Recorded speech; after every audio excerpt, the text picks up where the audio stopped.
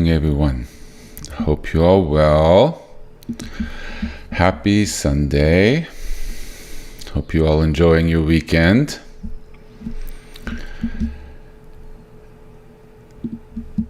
This is the highlight of my week. Preparing, coming into the weekend, various things, and the Sunday morning, getting up early and fine-tuning the teachings and adding things, as always, is just such a beautiful, sacred space.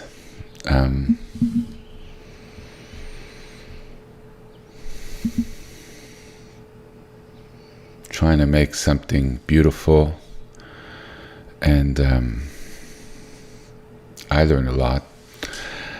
And I have something really special today to continue with our Aleph teaching, to sort of finish off from last week.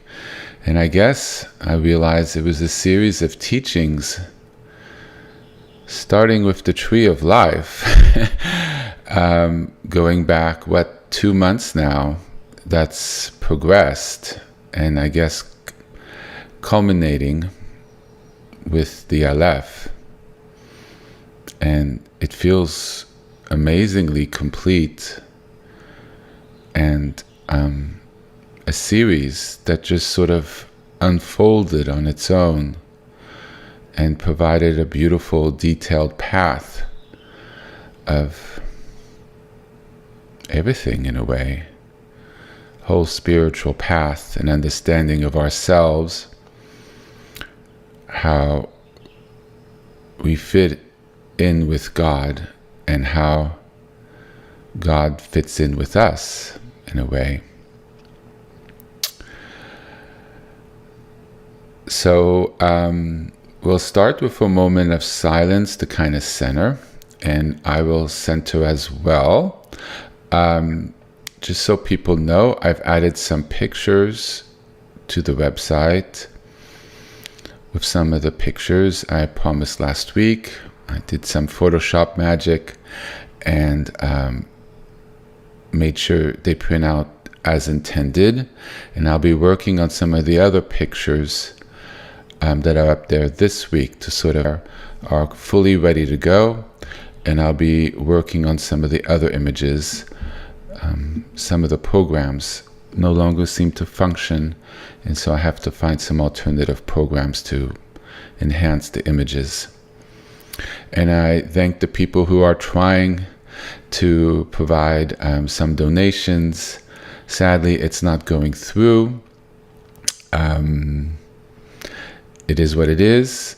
It works on my end, so we will just leave it there as it is and trust that one day God will open those gates. And in the meantime, we will continue and provide this wonderful space that we have together, which is one of the greatest blessings of my life to be, and the greatest honor to be with you all and to walk this path with you all and connect with God. A beautiful desire to connect and to have His presence in our lives. I really think there's nothing more beautiful than that. Why don't we take a moment in silence, center ourselves, the scramble to get here, the sleepy eyes, and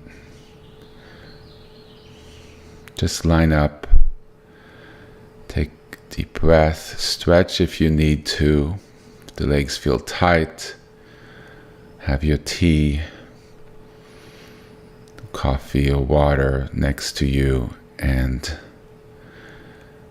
you just breathe and connect with that space.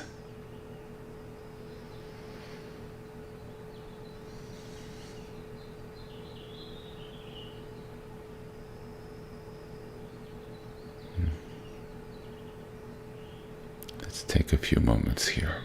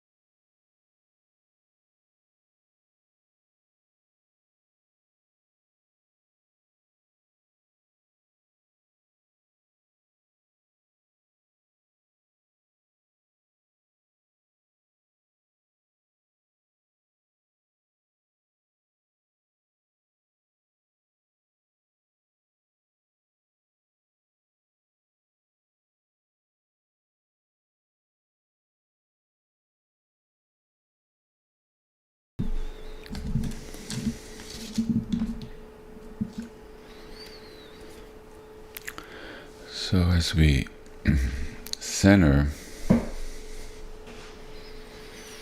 I find it easiest back straight, comfortable,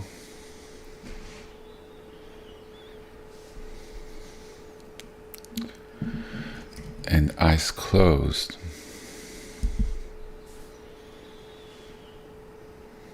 Tend to have my hands sort of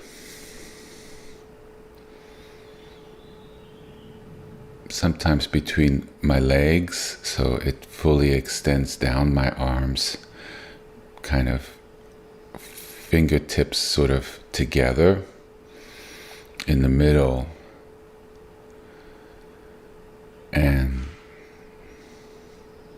by having the two arms touching each other, it balances the two hands.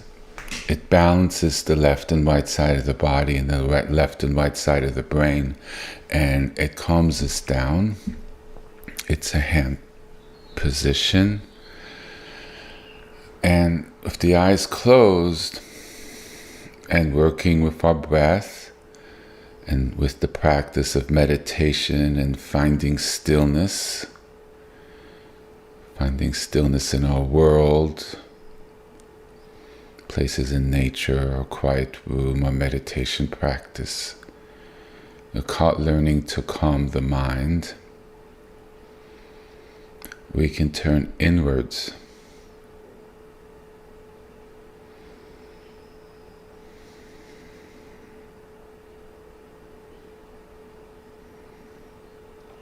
Finding that light breath. We inhale through our nose softly.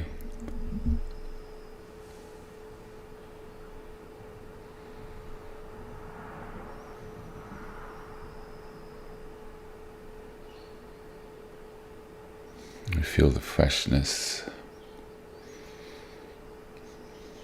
My room's a little warm this morning. It's cold outside.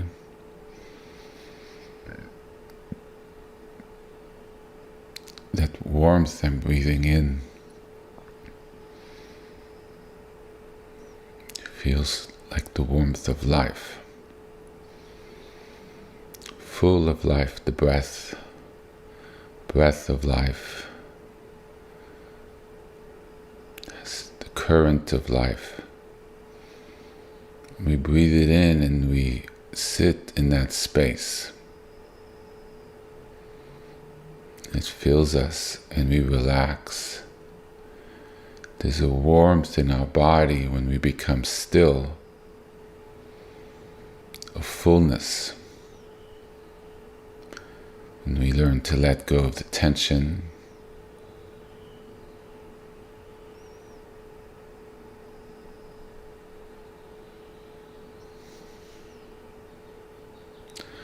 we turn inwards.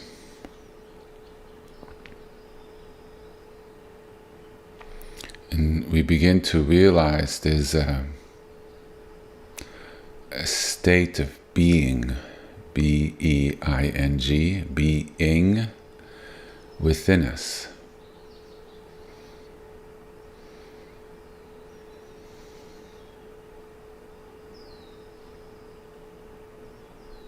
A wholeness,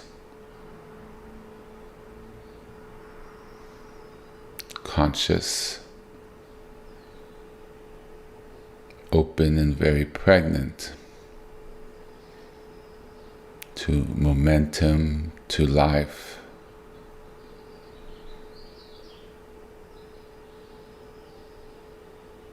To engagement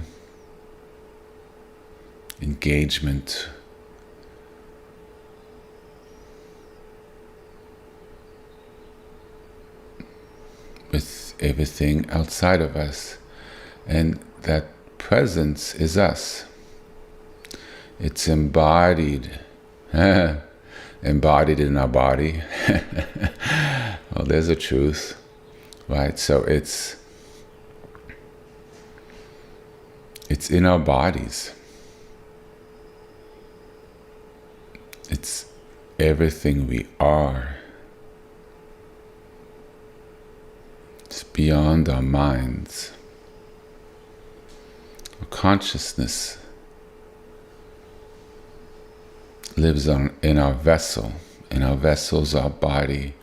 And when we relax and learn to turn inwards in alignment, so the back is straight, but not too straight. You know, I lean a little forward when I do this.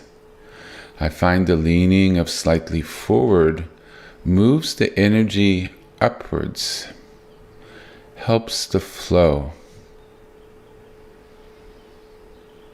To find that alignment to a warm space, not necessarily a space of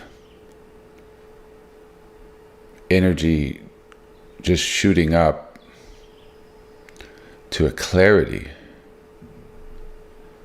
a sort of transcendence in a way, but that slight moving forward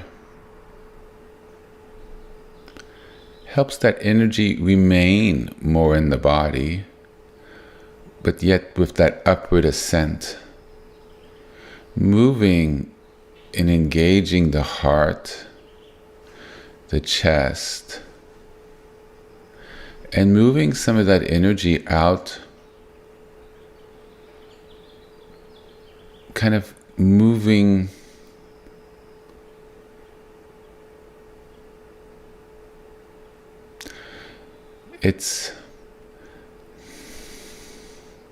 what it is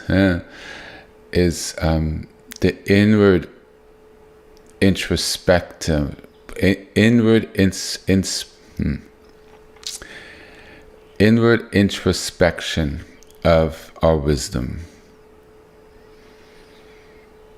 Well, I always say we'll discuss it more in the future, but we will. But what I feel in me, it's the wisdom of the third eye, more engaged with our body, that stillness of something that's transcendent.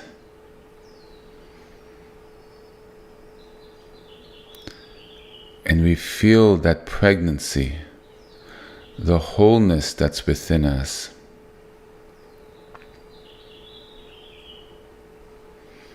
And we learn to open and to rest there.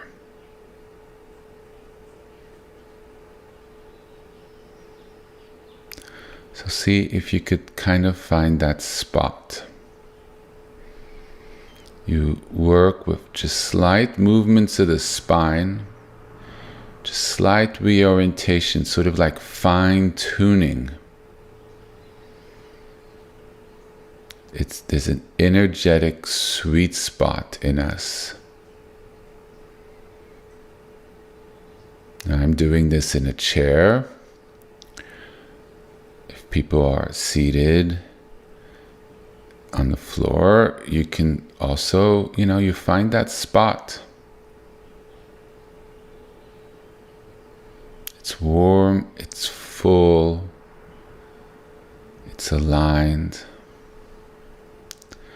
And we learn to place our awareness there. It sort of floats on it, on top of it, but also in it. And we learn simply to rest there. And it's not a boring place. It's not a void. There's a fullness, an embrace.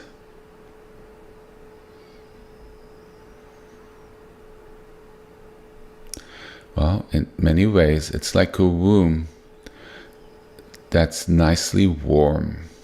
It embraces us. It's not too hot. There's still fresh air. But it's like an energetic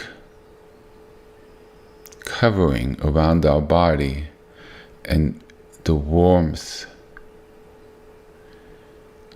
the consciousness, the pregnant essence of the energy of what we are, divine life incarnating here, that touch of divinity that gives us life, that consciousness, the soul. Yes? We just energetically touch in.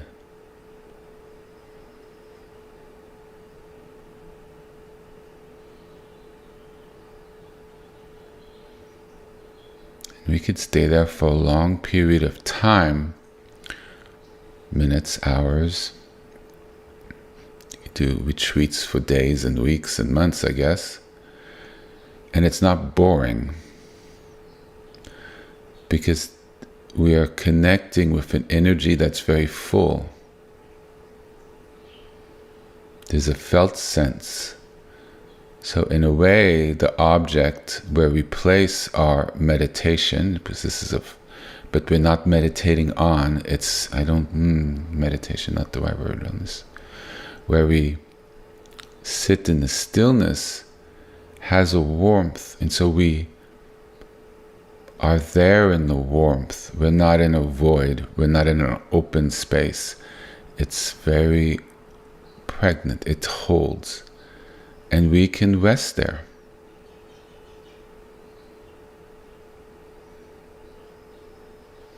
and it actually enriches. It doesn't deplete. And by resting there, in that stillness, and if also your hands are touching the fingertips, you don't have to, but they can, your body discharges energy, frequencies that it's been holding, because we're resonating with our alignment, and what's not aligned or resonant of the frequency of what we're touching into just radiates out without our conscious effort. We don't need to do anything, we're just there, and naturally, just by touching in and resting,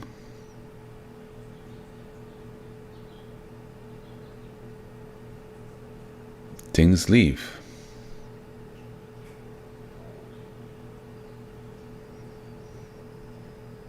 Hurt, tension, higher frequencies, pain in our bones, from all that tension we hold. I'm feeling a lot of tension clearly, but people feel what they feel, and that openness to that, it just naturally happens. And quite quickly, it shows how foreign these things are to our body. We're not meant to hold these things. We hold too much, and it causes pain, mental, psychological, physical, and it feeds back. Our battery is not meant to hold these things for weeks, lives, years, lifetimes, and to pass it on to future generations. It's not a Duracell battery good for 10 years of holding a charge. It wants to release right away. Things we encounter are meant to arise. We see it in presence, capital P, and then off it goes. Awareness, alignment, consciousness, awakeness, and we don't hold on. Doesn't mean we forget, but the energy of what it is, the reaction to what it is replaced by presence, and it passes through. That is what's meant to happen. What happens is we hold on to it, our reaction, the trauma, what happened, and our batteries fill. So when we sit in calm presence,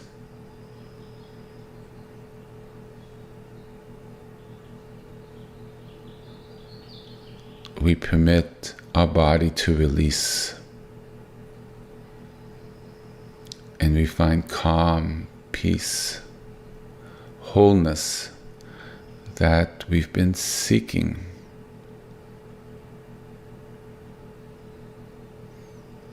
In the way, the divine journey,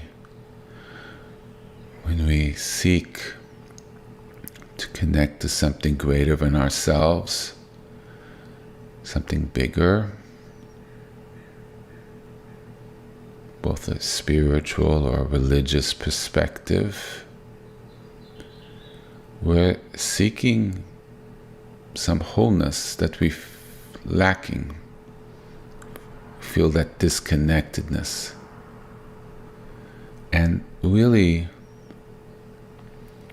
what we're doing here is we're dropping into it by letting go of the speediness of our lives, letting go of the unending mental continuity of thoughts and movement. We're learning to be still, learning to still our minds,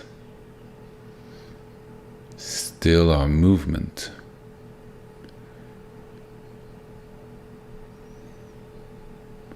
We're learning to be calm. And as we calm our movement,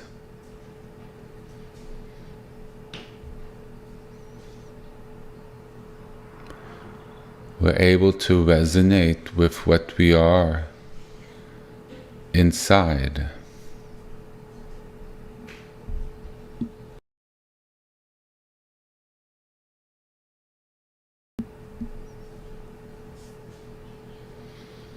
Because the movement, the distortion, everything that clutters us settles. It's like having dirt in a glass of water and we shake it up. It's cloudy and we can't see the bottom of the glass. We can't see through the glass. But as we allow the glass to stand still, the dirt settles and we're able to see clearly the bottom and to see through the glass.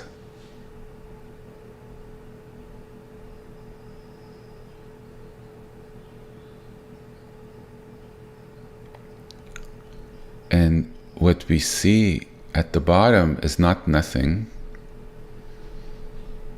There's a lot there.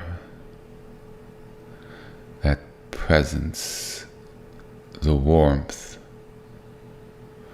the wholeness that's always there. And as everything that keeps us from resonating with it settles, a lot of it's actually released. It's not that it settles on the bottom, so the analogy does not fully hold. It's that it's released through the glass, through our bodies, because it's foreign. It doesn't belong there. And it radiates out energetically.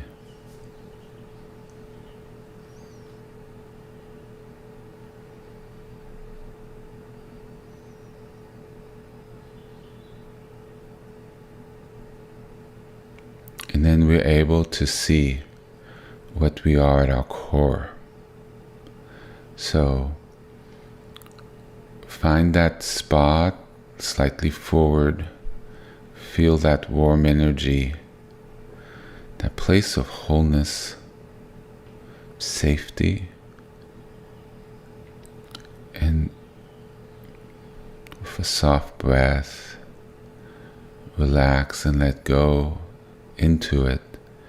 See if you can rest there for a couple minutes.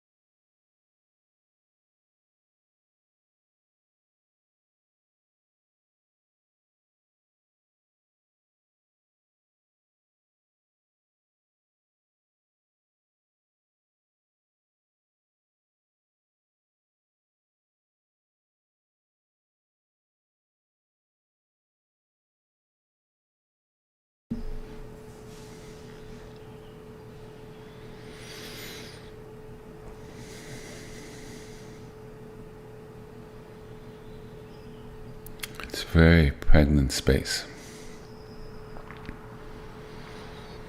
In a way, the space is very similar to the Aleph, whole, warm,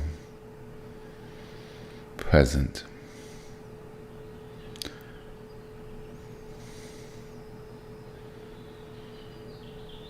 But we are manifested, so it radiates purity.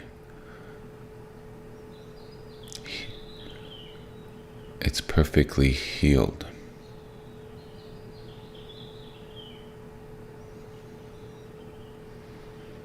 Its source, it's continuous. It's self-generating. It doesn't run out. We don't pass through it.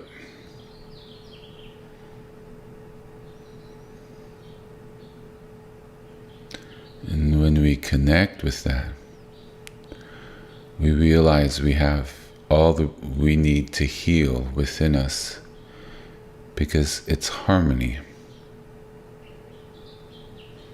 It's aligned. It's divine.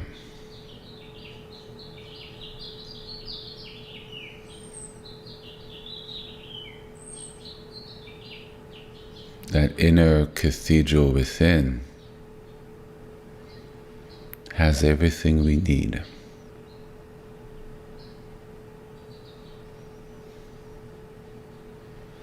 It's God's gift to us. It's the covenant of His promise that He's here with us, in relationship with us. It's the core of life. Our souls, our very existence, that transcends our bodies, that lives when our bodies are no more. It's who we are at our core.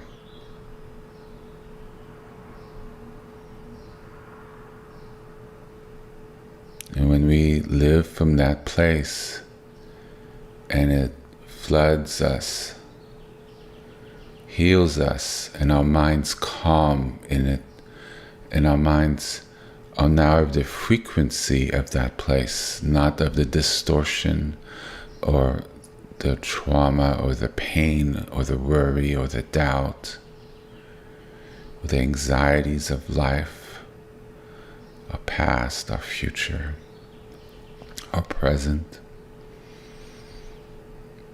But when that frequency from within that's always there, always has been there, always will be there, is the frequency of our minds, which form a lot of our personality, emotions.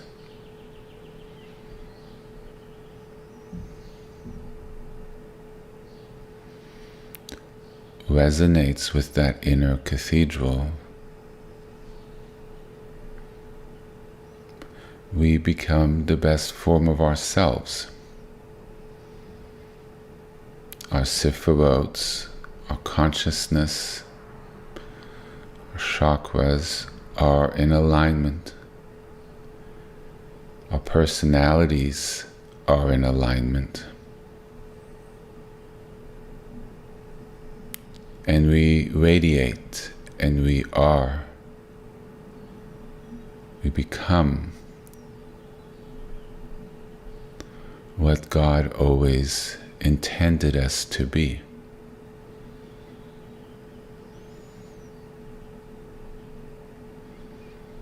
Pure reflections of Himself but in our individuality, in what makes us all unique and beautiful and special, the many facets of His creation.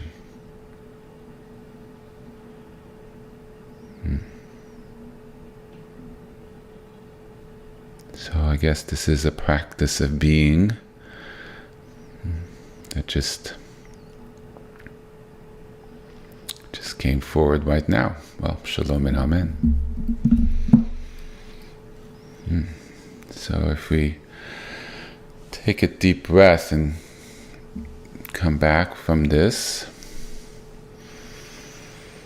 you could rub your legs a little bit. I like putting my hands over my eyes and massaging them a little bit. That always helps. Kind of move my hands over the front of my face and the front a little bit. That always, it feels kind of nice. So, I did not plan to do that. And I'm glad it happened though. I was praying on how to lead into our teaching of the Aleph. And this is sort of what manifested, and it's actually perfect. Because what we tapped into here is a sacred vibration, a sacred being that was in us, that's woven into the very essence of who we are.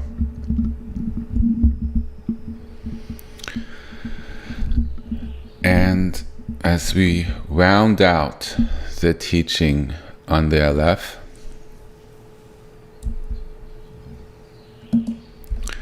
and I wanted to sort of mention a few things to really try to touch into its essence, what it is.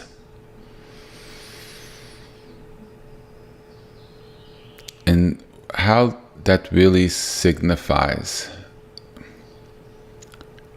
our relationship with God, how that connects with us. Touch in on some important things from last week, but really kind of complete the teaching. So,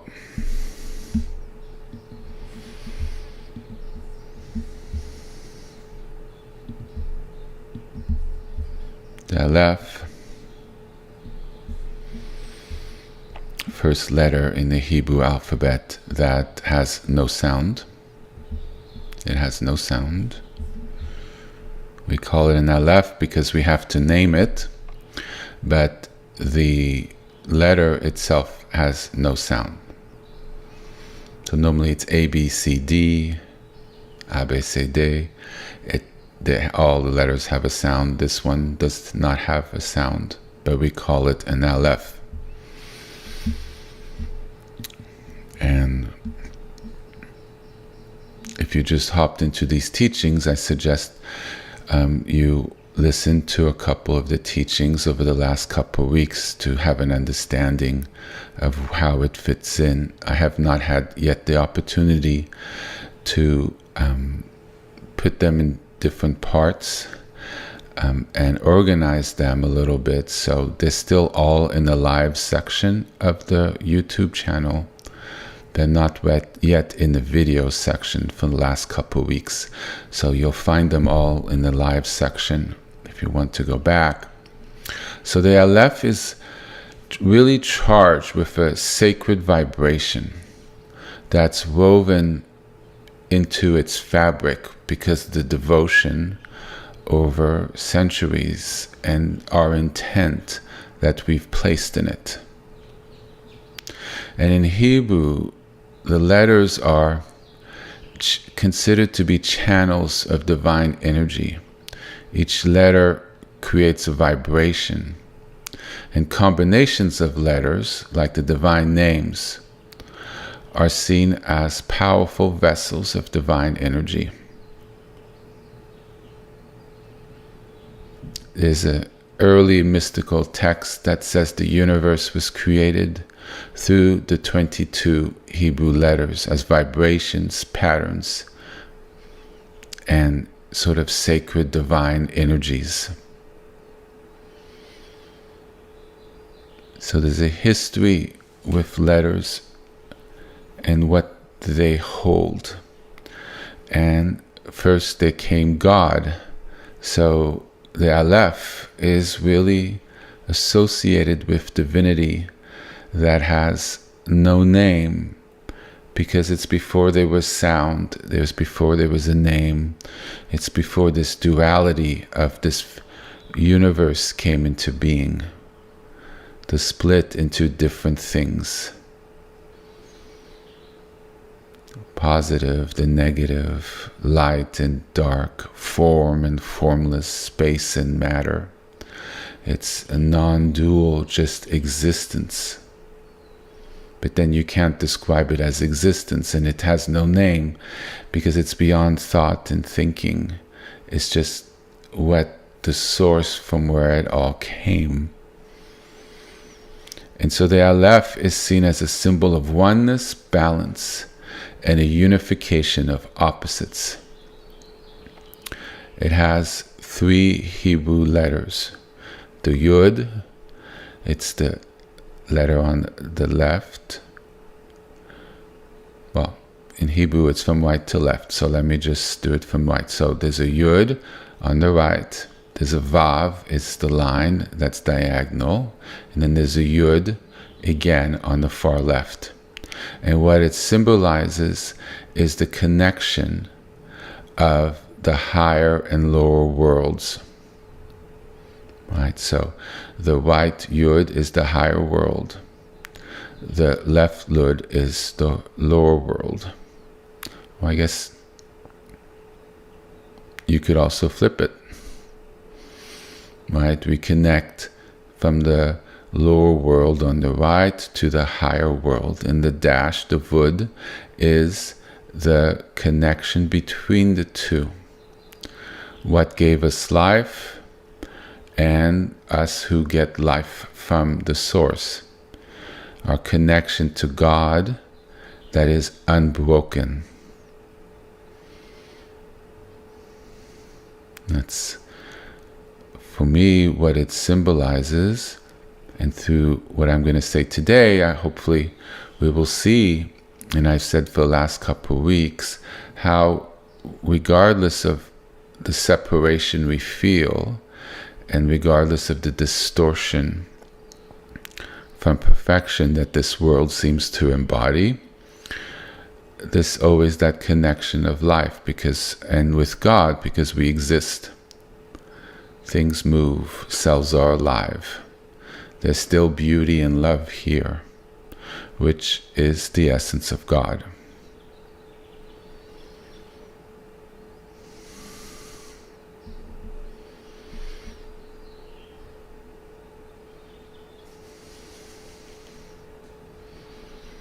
So there's sacred objects that are wrapped using specific Hebrew letters, Torah scrolls, sacred books of the Bible are written in a perfect letter way by people who are especially trained, and that's all they do for their whole life, because the letters themselves are considered to be sacred and they hold energy.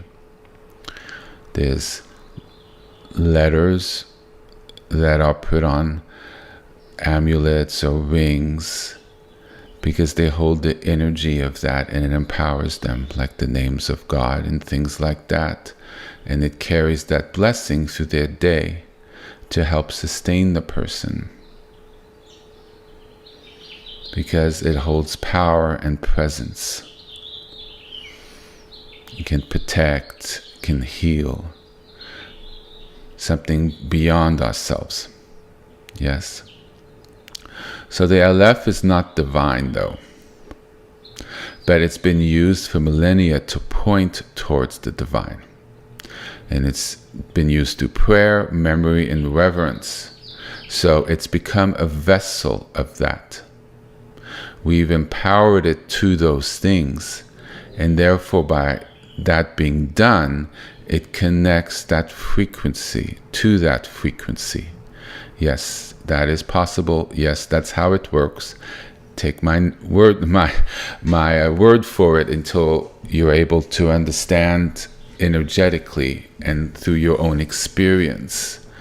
But it opens sort of channels to those things by people's mystics, priests, normal people having seen this letter as being that and oriented themselves in that way. And God has allowed it to become that sort of doorway and gateway towards Him, because that's how we've chosen as one of the ways that we try to return to Him, to connect with Him. So there's a sort of two-way street going on. So it's a gateway to the presence of God that's before words were spoken, to the very essence of what He was and is, that's before or beyond the creation, beyond this dualistic world, how He still is in a way. Yes? And how everything was before that separation, where we were given space to exist. So it's the very core, sort of ground zero, so to speak.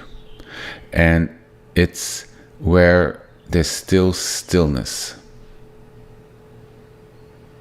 The shape resonates with the stillness that is pregnant. And we look upon it, breathe with it, so we remember the presence, with a capital P, presence, that's beyond all form, everything that exists. We remember God, that's behind everything. Our thoughts, our bodies, our world, our breath, the air we breathe. In a way, God is all around us. And we're trying to remember that. And as we remember that sacred truth, we're able to connect with it. Because if you don't know it and you don't see it, how do you have a relationship with it? How do you connect with it?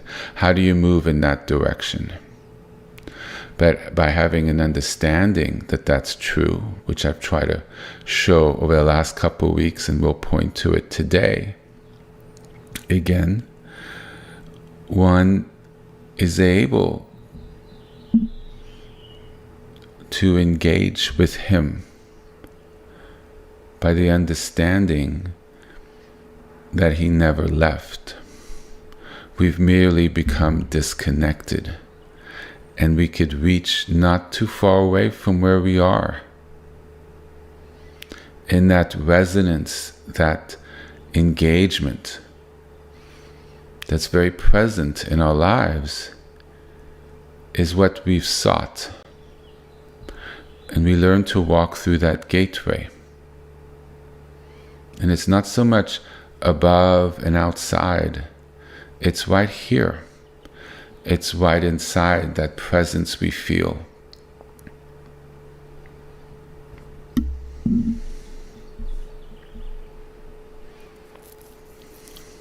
So the Aleph is not God. We need to be very clear as to what it is and what it isn't. That is not God.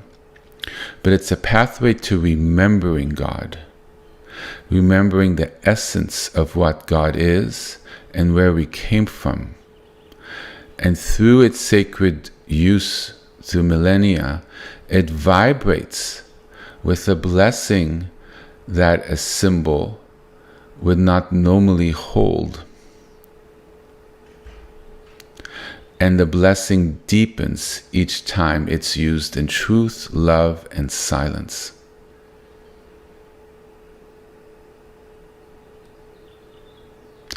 Now, one could also add, if one believes that the symbol was created and it holds a certain vibration by its essence of its creation, then you have two ways of seeing it.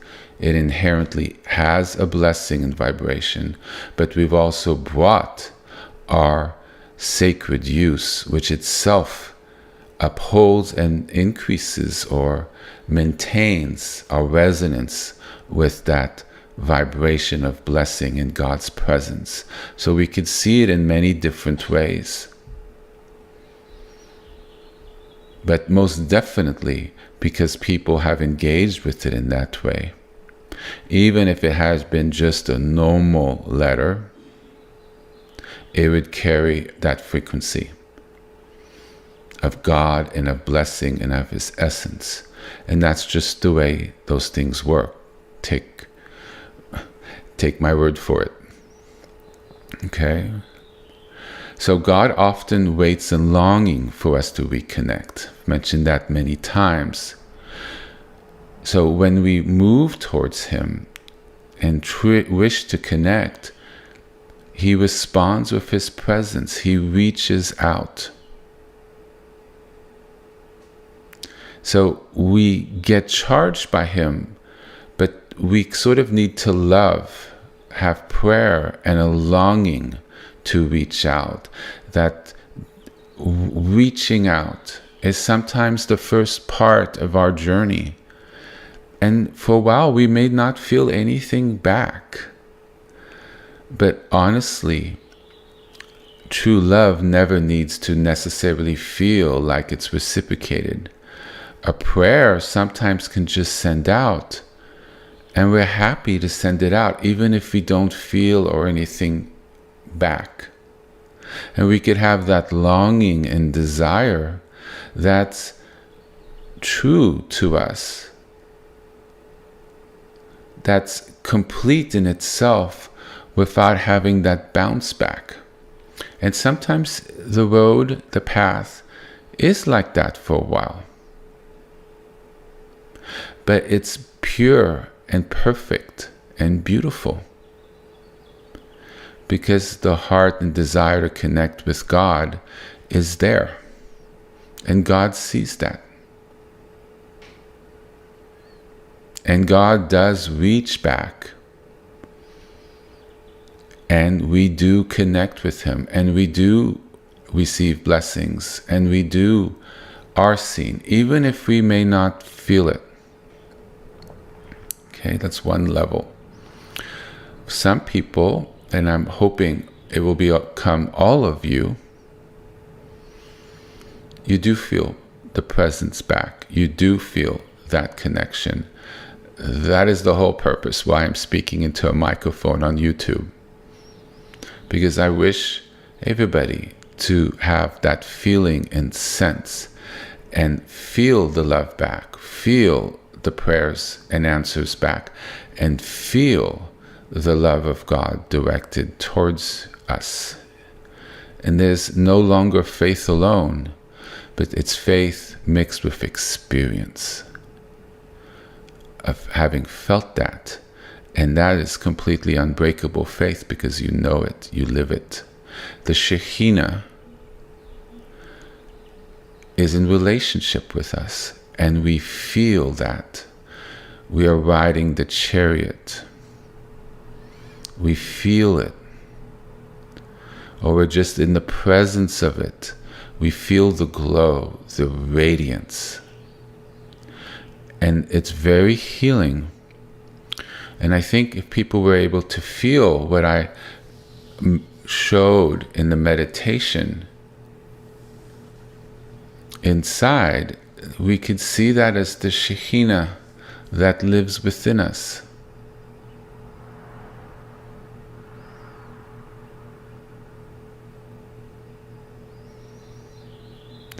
And doesn't impose on us.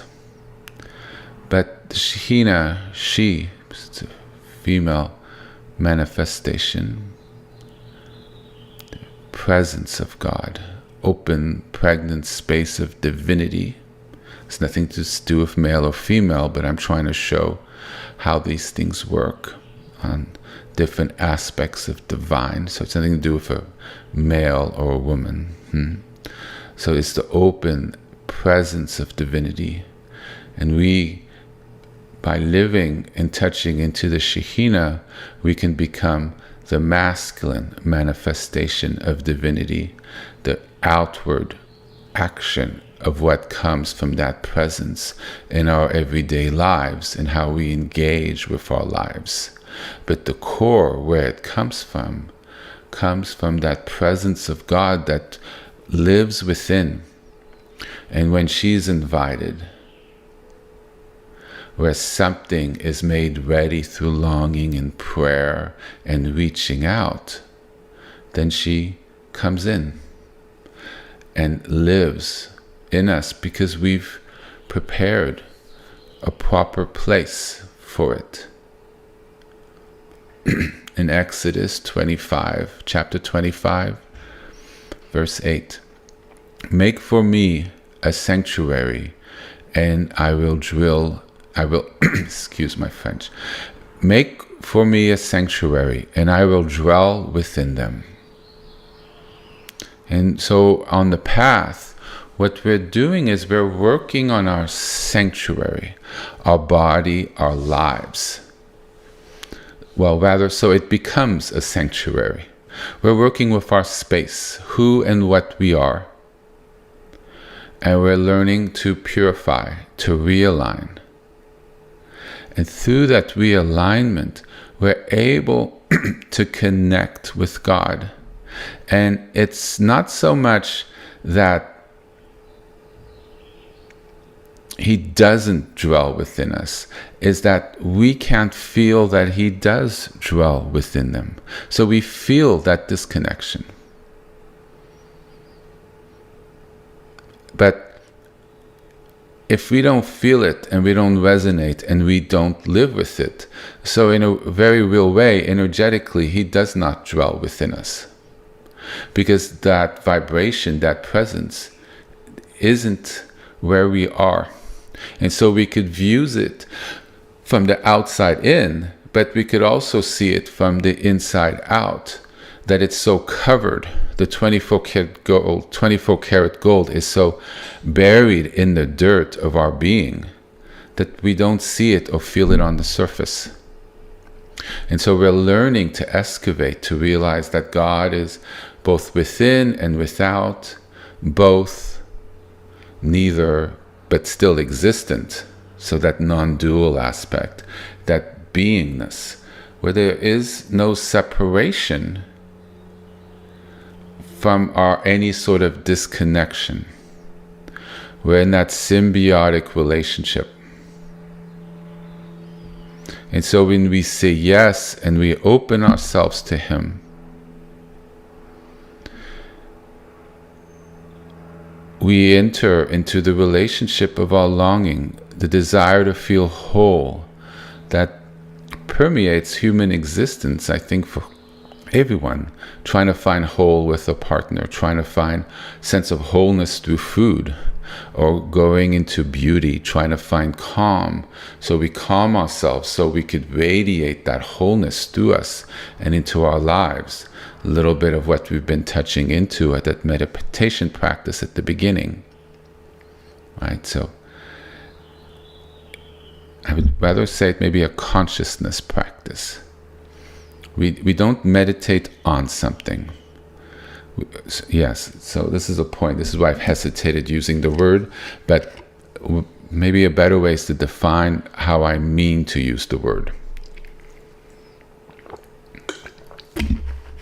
There's meditating on and contemplating on, and people confuse the two. Contemplation is when you think of something and you analyze it. Right, so I meditated on it. A lot of it's in the common usage of the word. That means I thought about it and I analyzed it and I came maybe to a conclusion, or at least I thought it through. Well, technically that's a contemplate. You contemplate on something. Meditating has no contemplation.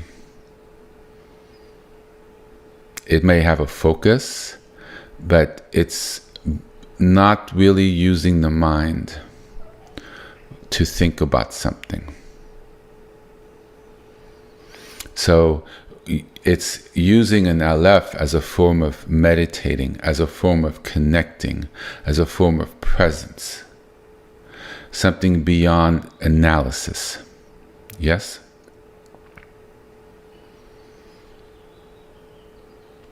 It's sort of a metaphysical practice, and we call it meditation.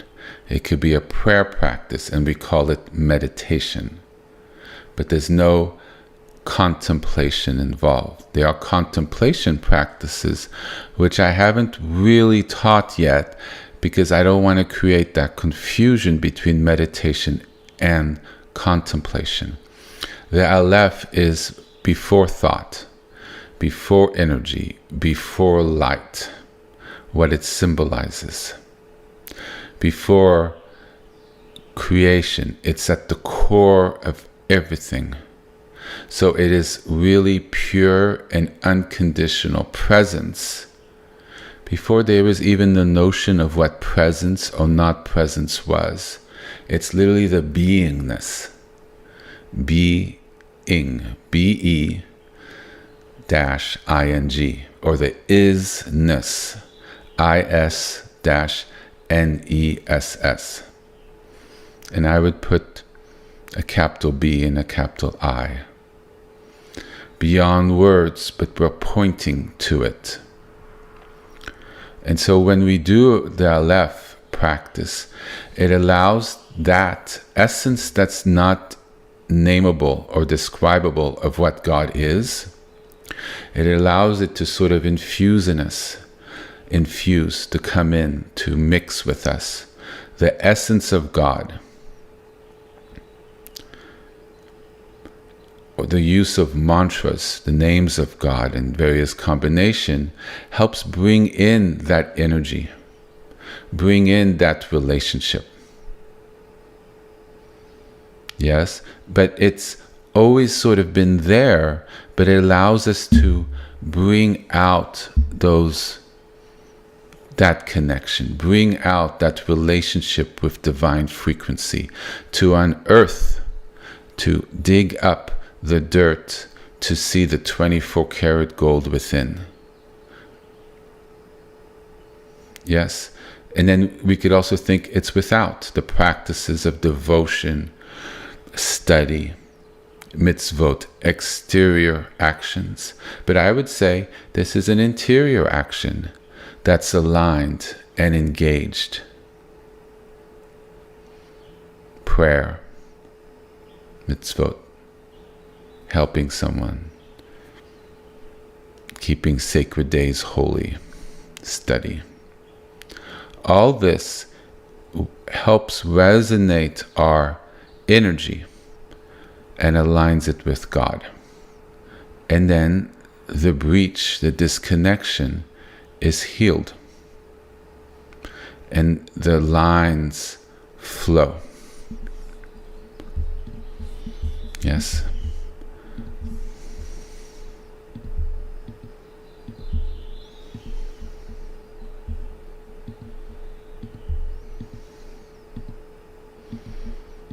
Here it is.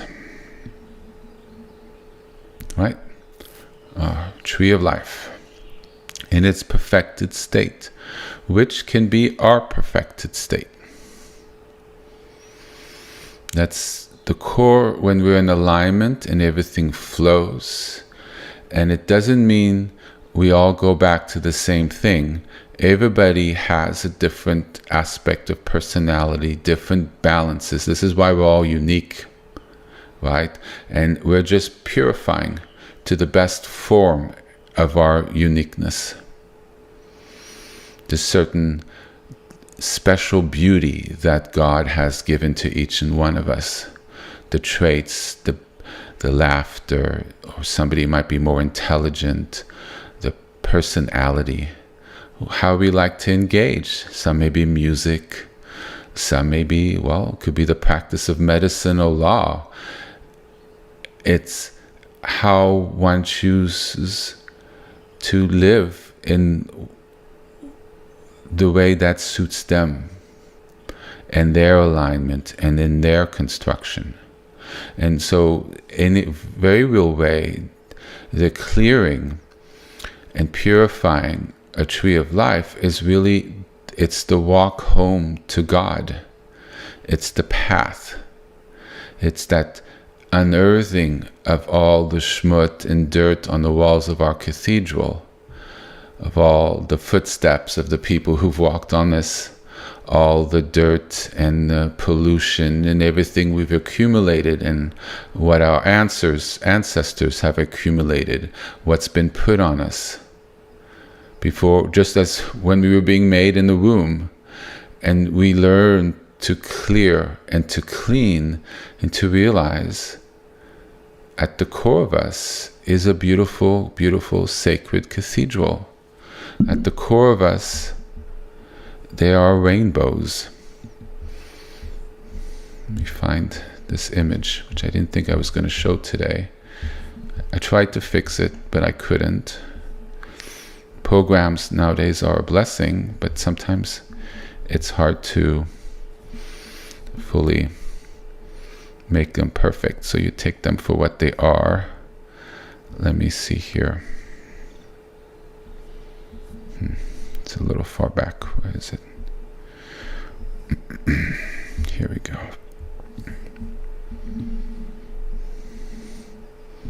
It's not fully perfect image, but it gets the sense. I think the human body is a little off in it, but it's really the intent of what it signifies.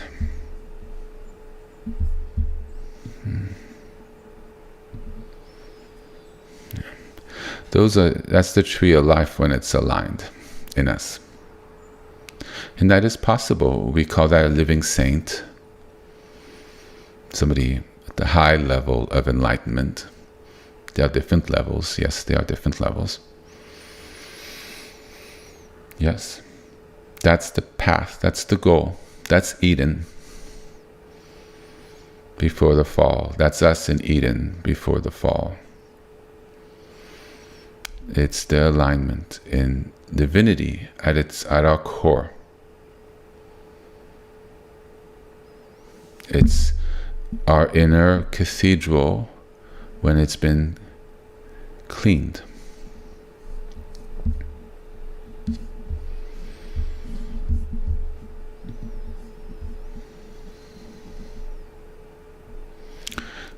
So the question is, do we say yes to becoming a sanctuary? Do we say yes to the path of wholeness? It's really what we really desire, ultimately. The feeling whole, complete. It's the basis of consumerism. It's the basis of everything, in a way, of things that are unbalanced. And also the balance of trying to find meaningful relationships and friendships and meaningful connection. It's a sense of trying to find that wholeness that we seek. And the wholeness has always lived within us. This is how yogis and monks and even people in our society can feel complete in and of themselves, because it lives within ourselves and they've learned to connect with that. So the question is, do we say yes to that? Do we choose to open ourselves up to God? And connecting with the Aleph is saying, yes, I wish to connect.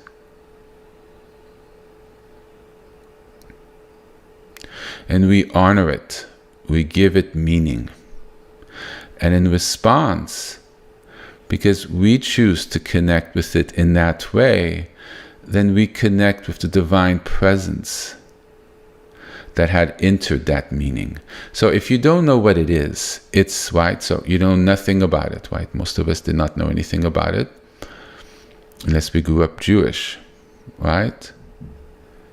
But once you learn what it is, it gives it meaning. Otherwise, it's just a very interesting symbol of something, and we don't know what it is, and it has no meaning for us.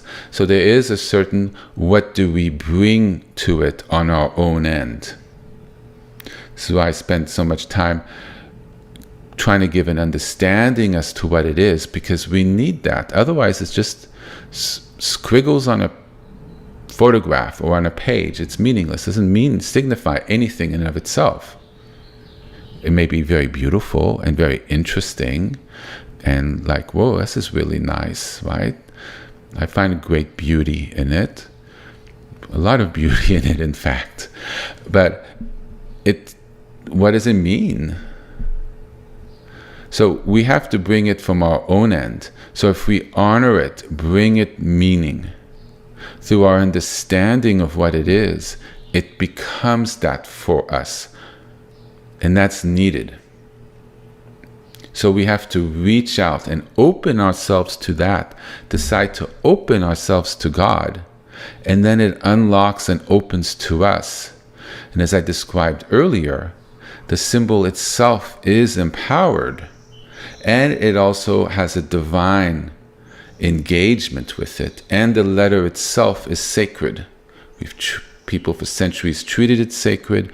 God has woven itself into that because of us treating it as sacred. And the Hebrew alphabet and the Aleph in particular are considered to have divine, because it's a sacred language. Certain languages in the world, it's sacred. It's by its essence. It has a frequency of how it resonates by its construction. If you believe that, I do. And as you go in and you understand, it's through the sounds and how it's done, the certain tones. It's a beautiful thing to understand and come to understand, but it's has that. So there's really three things coming from that helps that engagement. It's not just us bringing that, though very much so that can really work as itself. So it's important to have that open heart, because then we invite the Shekhinah of what that is. We invite what that represents, and we invite that energy that through our desire to resonate with it. Yes?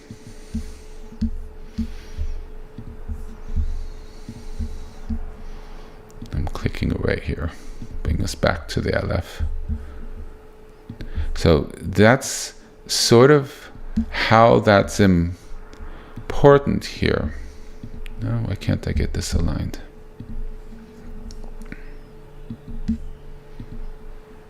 It puts us into balance. Yes. So I try to have these things in balance.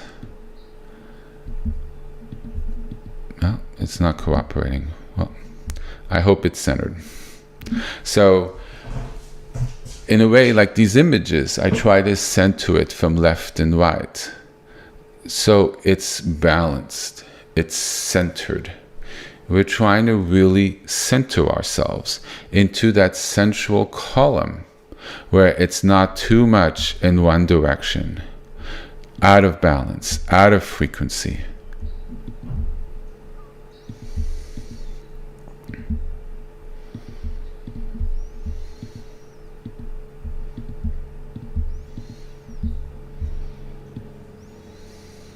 Yes. Wisdom, understanding, right action, right speech, right conduct, doing what's correct, not too little, not too left, not enough. You know, sometimes it's not proper not to speak out. Sometimes it's not proper not to act given a situation. So it's not just refraining, it's the right way of acting and not acting. Not acting out of anger, but sometimes you have to act directly and sharply, like to a child who's about to stick his finger into a plug. And it would not be proper just to stand back and do nothing and to watch it happen. Do you see? So there's the balance, or say it softly, that it doesn't really mark the child. Do you see? So they don't do it again when you're not looking. So it's that skillfulness on the proper balance of the sifrots, on our personality, that there's a certain union of our rider and our horse that's balanced with the Shekhinah.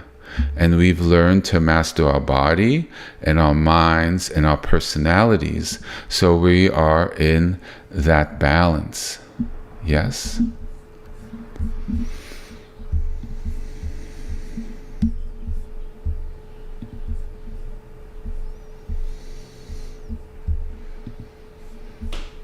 These are the things that have been taught to me, but as well as what I've discovered on my own. It's a way of learning and engaging and realizing, by understanding, we're able to engage in a certain way, in a whole way, by the symbolism of what these things show, what they mean. Without the understanding, it's a very beautiful image, but yet it looks mystical, it looks religious, it looks kind of awesome, kind of looks like a really good movie you want to watch. But what does it mean? It's alignment. We ride our energy in a proper way. We ride our lives in a proper way. We manage our inclinations in a proper way. We're not, and it's in the right direction, at the right speed. We're balanced in the horse. He's not falling from the horse. He's completely aligned, even though the horse has his legs upwards. Yes, that's possible. I had a horse that used to love to buck. You can ride through it and you don't get thrown. People ask me, how do you not get thrown? Why are you riding that horse? I said, because I would find it boring if the horse didn't have a very spicy personality, and I don't get thrown. It's because I don't resist the movement. As you see, when he moves and does this, I'm literally moving along with him. It was actually a her, I think. Yeah, it was a her, female horse. And therefore, I remained in balance. And we had a very close, very loving relationship. And the people who supervised us were shocked, because everybody always kept that horse. For the first thing, they said it wasn't fully rideable, which I took that as a challenge. And after a couple months, I used to put the halter, the little rope that you guide a horse with when it's not wearing the reins, you know, before you put on the saddle, and the bit in its mouth where you could guide it. I used to put the rope of the halter around its neck. And normally this horse would run away and it would just follow behind me. And they'd be like, you can't do that, it's going to run. And I'm like, is it running? They're like, oh my God, how'd you do that? I said, trust and love. The horse loves and trusts me, because we've entered into that kind and accepted its more wild ways. And that I saw the beauty in it. But she never tried to throw me off. Well, at the beginning she did. But after a while, there wasn't that. We learned to ride ourselves. We ride our emotions. Or are we ridden by our emotions? Are we on top of our emotions, or are our emotions on top of us? Are we on top and riding our actions, or are our actions riding us? Do you see? Have we learned to have our energies stay become, well, for lack of a better word, domesticated. That horse became, well, I would never say she was domesticated, because she had her own individuality and was never subservient to me, but domesticated in the sense that she learned to stay. She walked right behind me. She followed. There was a certain control and balance and alignment to what's proper and correct, and also for her better good. And that's how we learn to engage in our lives, by realizing that that symbol behind the rider, beautiful, is almost like the Aleph, or could be the Shekhinah, or you could put an Aleph there. That's our touchstone, our alignment, our place to resonate from, that infuses that wholeness into our lives. And it's from that wholeness that we have that whole energy that animates, guides, and we manifest through our lives into our actions and thoughts and into our world.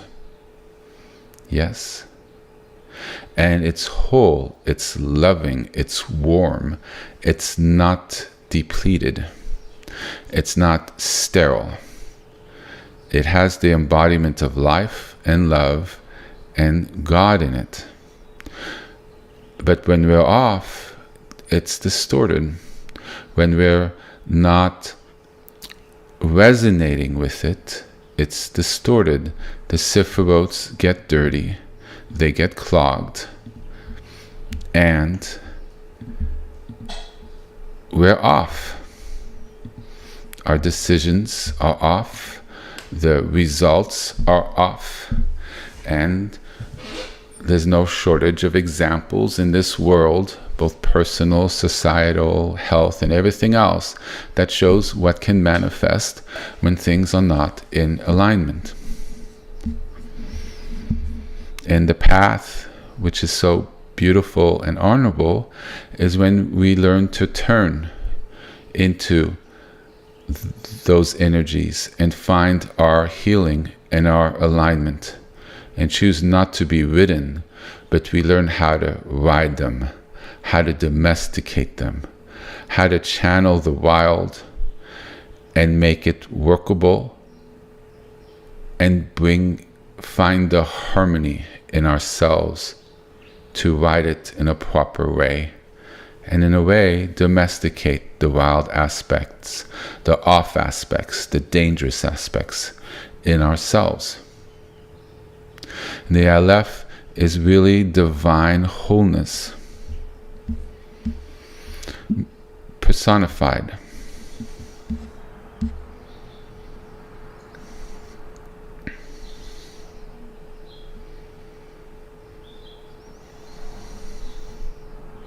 So we meet it, we meet Him.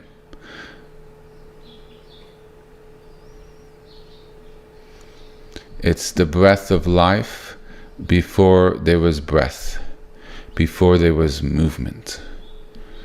It's really the first shimmer of the source, first inclination to manifest, before there was an inclination. The names of God, Yahweh, Hashem, Elohim, Adonai, are relationship constructs. When there's a relationship, there's attributes of mercy, judgment, creation, presence, different vibrations associated with them. They came from the Aleph. They arise within duality between God and our world, the speaker and the listener. But the Aleph is not a name.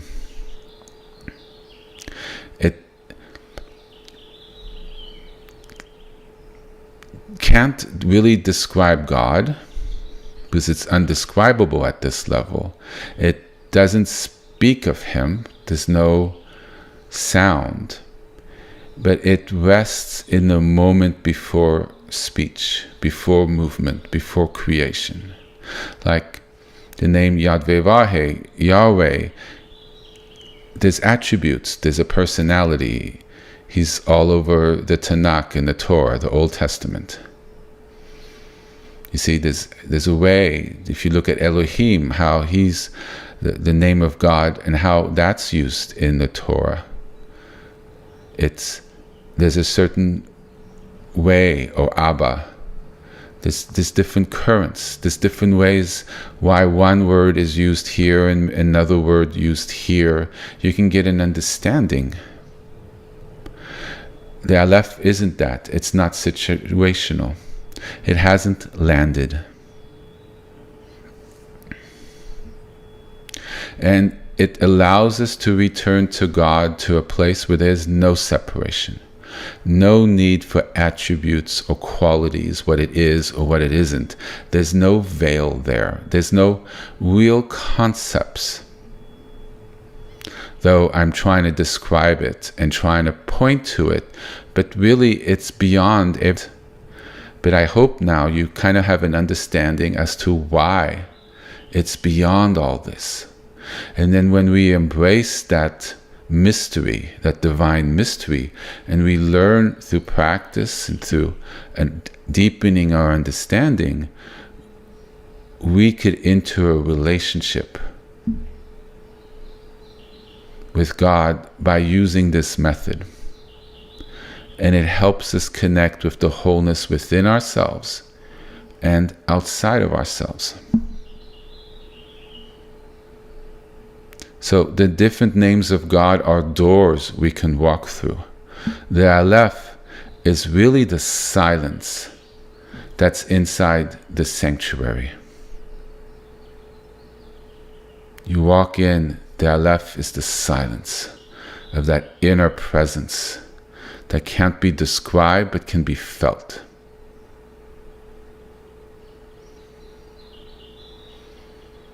It's the core of our cathedral.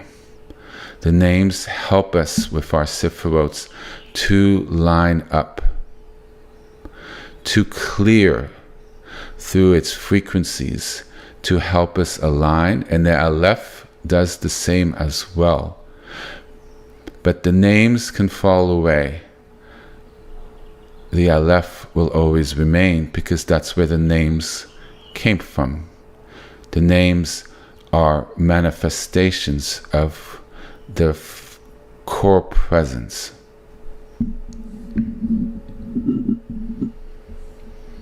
It's the basis of everything there is.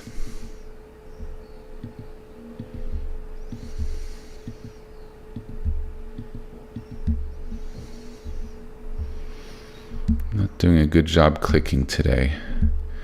Can't seem to find.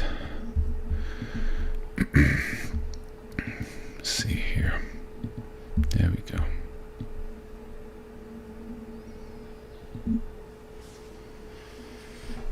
It underlines everything in the tree.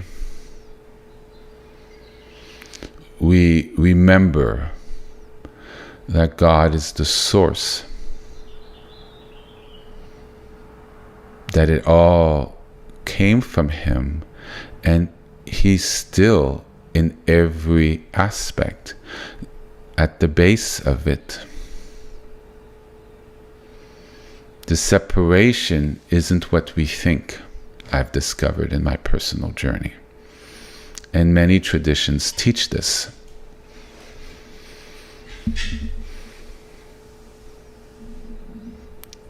Even if the sifrots above are dirty, murky, half-broken, juice is not moving, and you're bouncing from one extreme to the next, on the left side to the right side, there's always a little bit of that current going down the center.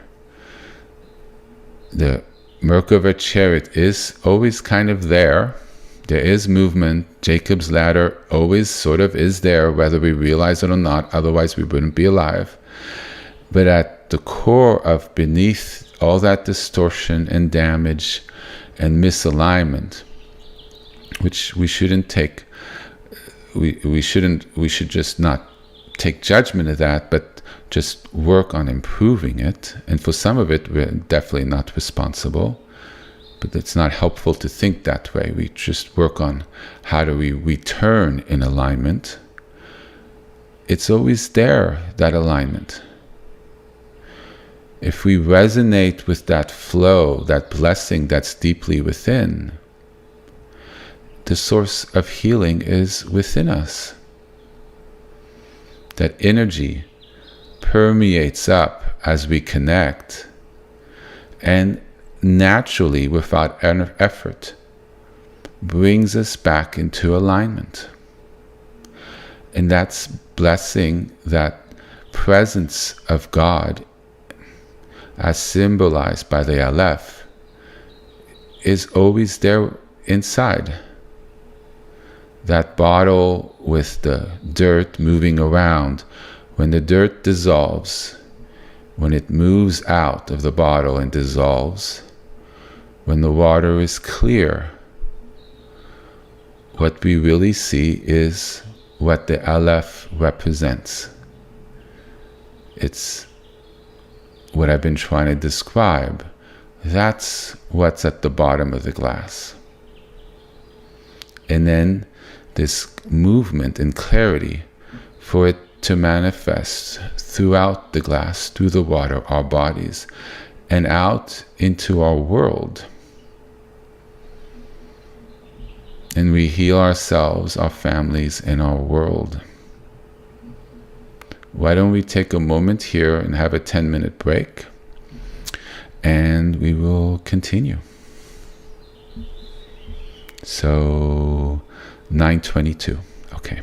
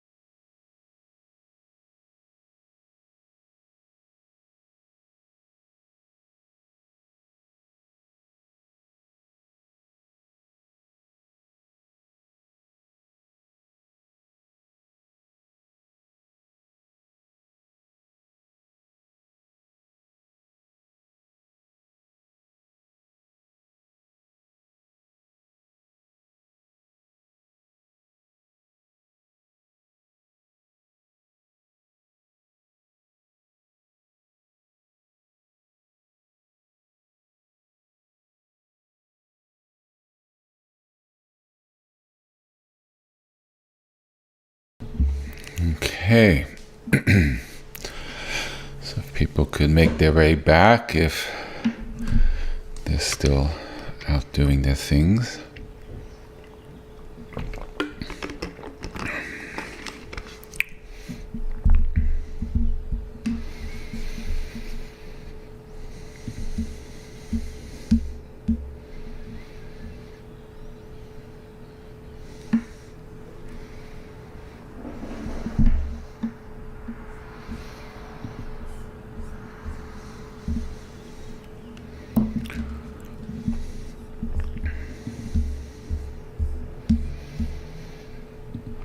Okay, so as always, I've gotten ahead of my notes. So let's be quickly, I kind of want to go through everything to kind of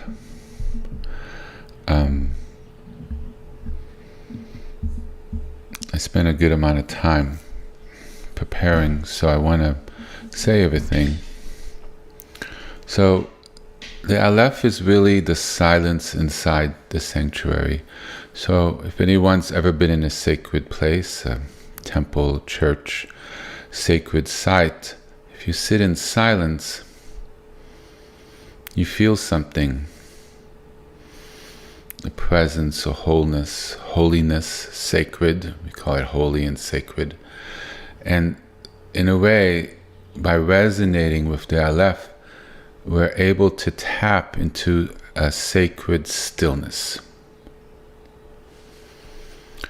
And it's a practice in a way of all practices, because it returns the soul to the place before naming, before there was division, before even light and sound took shape.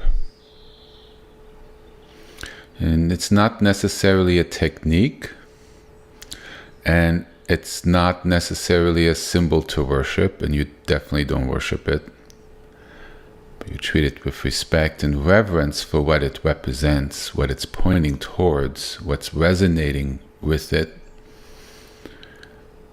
with the sacredness of the syllable that's empowered through our practice and through the intent behind it and the sacred letter. What it is really, in many ways for us, a gesture of us returning, a remembering, a resting into that which was before the first breath of creation, where nothing needs to be said, because everything was held, is already held, and is currently being held, whether we realize it or not. And we're remembering this by resonating with the Aleph. And it doesn't pull us into something that's abstract, but it reveals that God has never left. And this is why the Aleph tree of life, which I've created, is so pointing towards that. And you can download it on the website. It is a reminder that underneath it all, there is God. And underneath it all, we can connect with that energy that emanates, that holds up, that is beneath and throughout it all. Ourselves, our world, all of existence. Because if we remember, the tree of life discusses all that is created. Yes.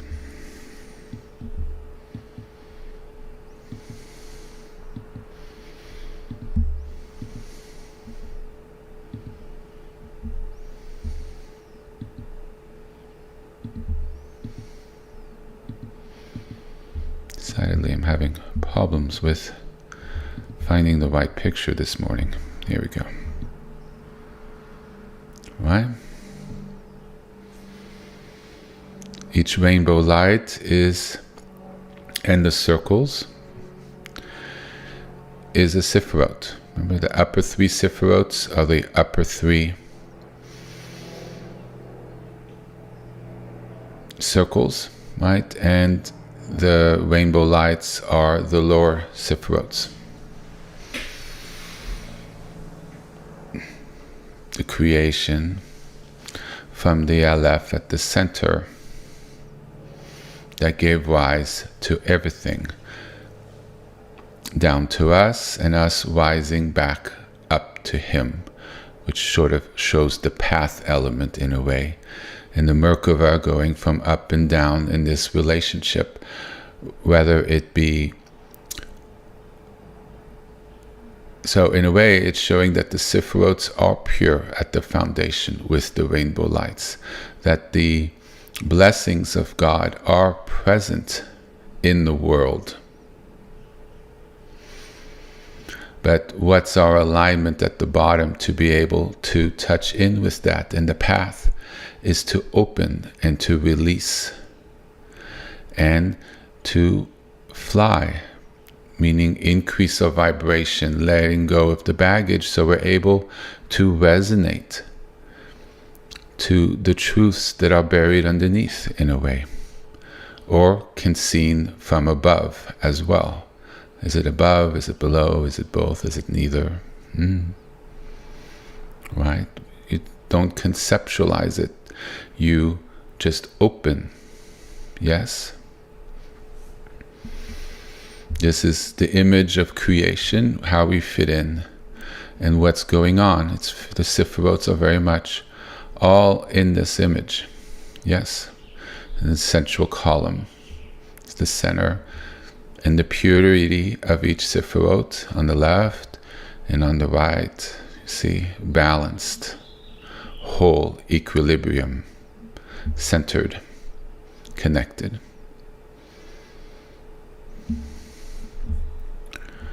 All right, so I'm going to quickly try to go through this. Let's see here. So the Aleph is the silence within the sanctuary, within the very core of God and of us.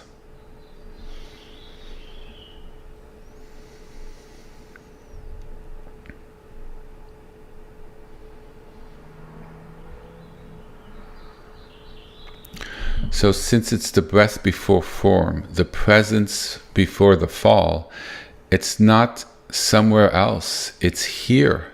Everything came from it. It's in your breath when you're shaking. It's in your heart when you feel unworthy. It's in your doubt, in your failure, in your fatigue, in your tears. It's in the stillness at the center of all movement. It's always with you there. It's the balance that's within. It's the comforter that is within us that we seek so much from outside of us.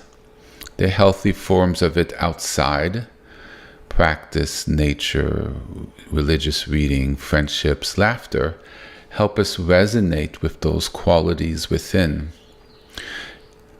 If the qualities within did not exist, there would be nothing for it to resonate with or to feel outside of ourselves. Because they trigger a feeling, a sense within us. So the true source, in a way, has always been within us. The nectar, the basis of it is here. And the Aleph doesn't ask you to get pure first to be able to resonate with it. It just asks you to stop running away, to stop ignoring it, but to return, to remember, to turn towards it. Because it's still there, but we just need to turn our attention in the direction of the God that lives within, the Shekhinah that lives within. And that provides the healing that permits us to become, for lack of a better word, purer. It means we don't need to earn our way back. God is always present with the outstretched hand. By turning, we gain that connection. By walking the path, how do I explain it?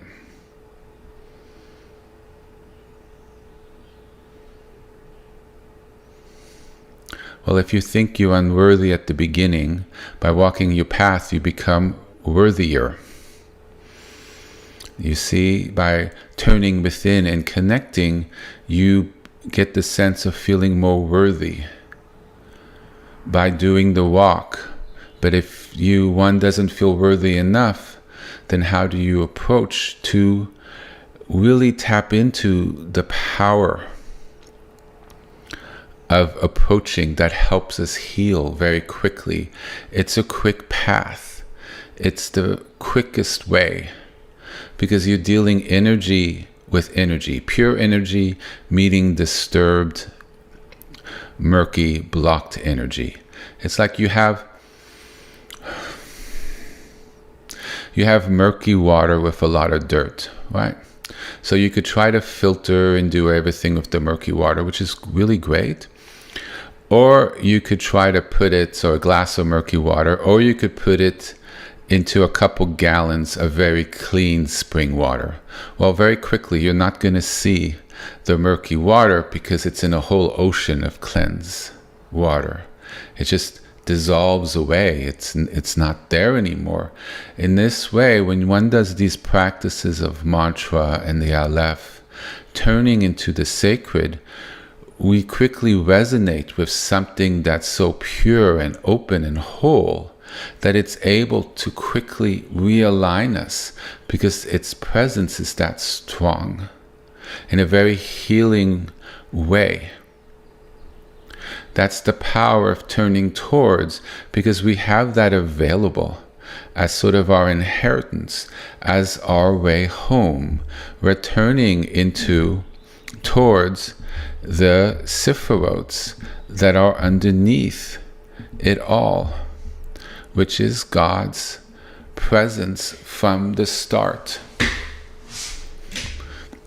Because ultimately, when this dimension goes away, because what's created, eventually might be probably uncreated, right? Because it came from something. Dualities may shift. At the core, what upholds this duality is God. Come from God, we return to God, right? And so we remember that this is here.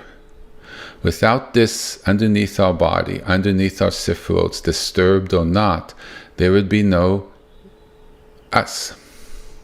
And so we're learning to turn and resonate with that and realize that it's really the source we're returning to, and the most amazing way to return. That connection we seek. As we turn towards Torah, we turn to mitzvot, turn to prayers and songs, to nature, turn to love, compassion, and peace. We are resonating to that divine Aleph, to the divine manifestation of God. Whether we realize it or not, we're taking and cleansing that dirt.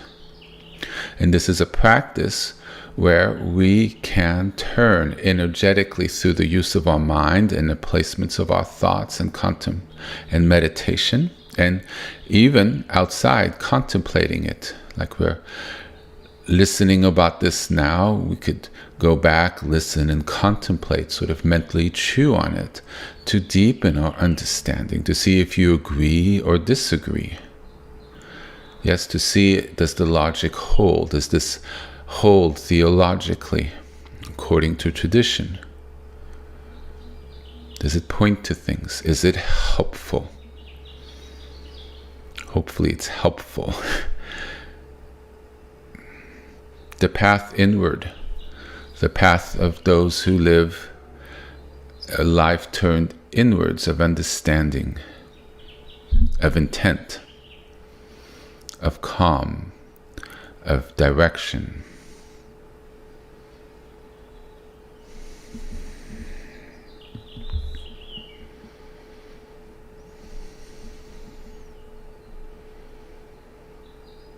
So when we do this, timelines collapse. Our exile from what's really life, connection with God, ends. Burdens lift, they're released. Our energy that holds us, that burdens us, radiates away, and we feel like a balloon that's been tied down to the earth, finally is released, and we begin to rise. We're like that bird that's sort of stuck on the ground, has problems flying, the heaviness, the illness, but suddenly it's able to take flight a little bit, and then suddenly all life comes back into it because it's meant to fly, and then it soars. And it never comes back in that way on the ground because it's now realized its birthright. We become the eagle that soars and does its shriek throughout the forest of its declaration of life and of power and of strength and of alignment. And eagle's very aligned, very precise. And it balances its wings and learns how to fly using different things, and it's in balance. And we no longer seek God because we're aligned with God. And we realize Him, that He's in our thoughts as we speak. And He's also in the silence between our words, in the space between our thoughts. He's in our thoughts itself. That in anything there is no separation. And we live in that embodiment to the source. And we become increasingly more and more like a full Emmanuel manifestation, a being who lives in alignment with God.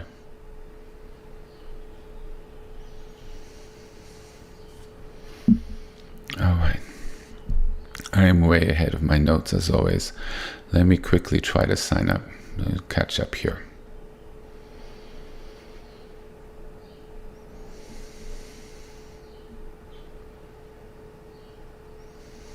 I am way ahead of my notes. Hold on.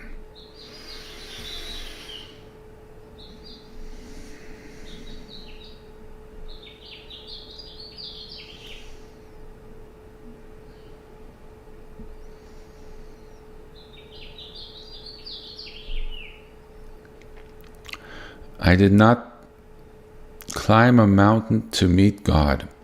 I remembered the breath and what was within me, and the mountain stood up in me.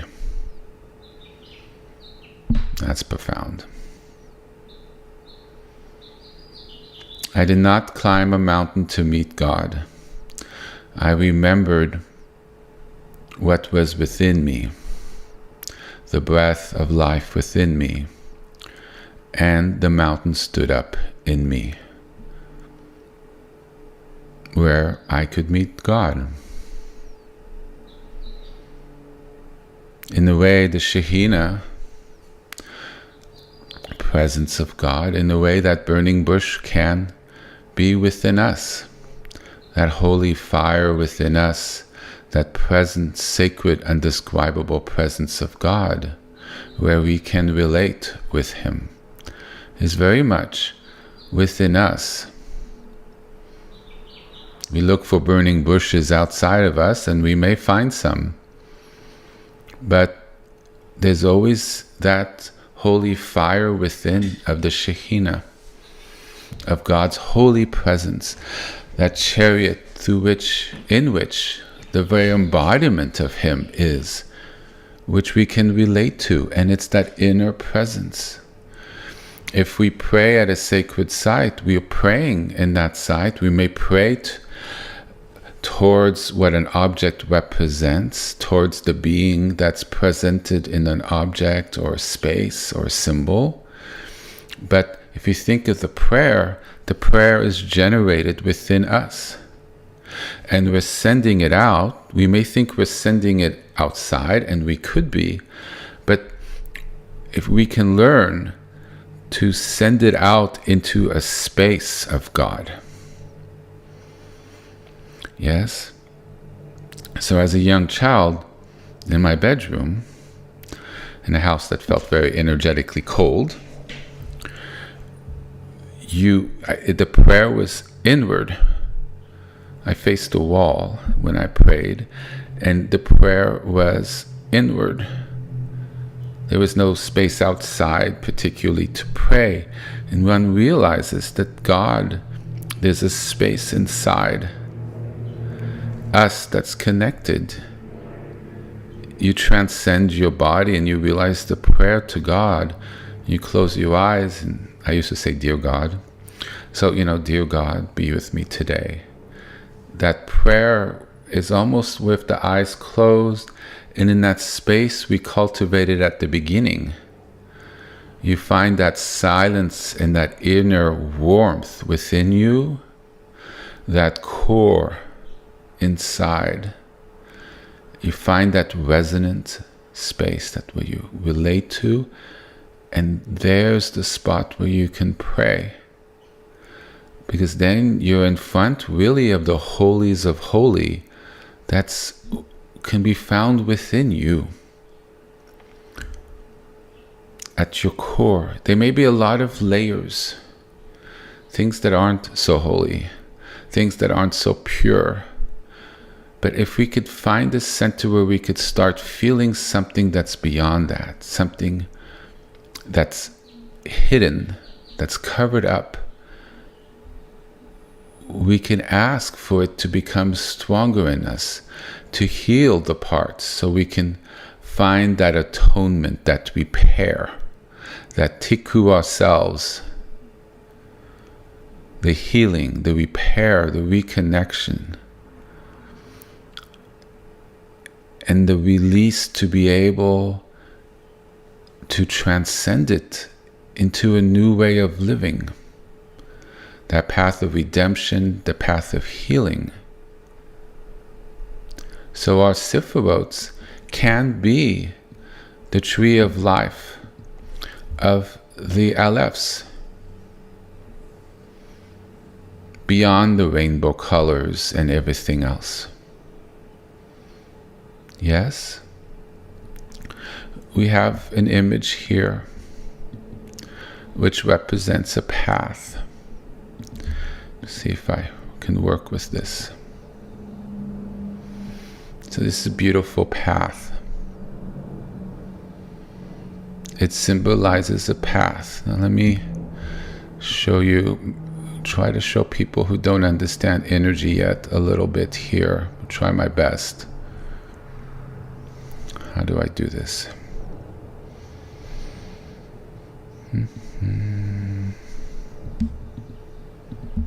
Yeah, it doesn't want me to connect. There we go. No. Yeah, the program is not cooperating.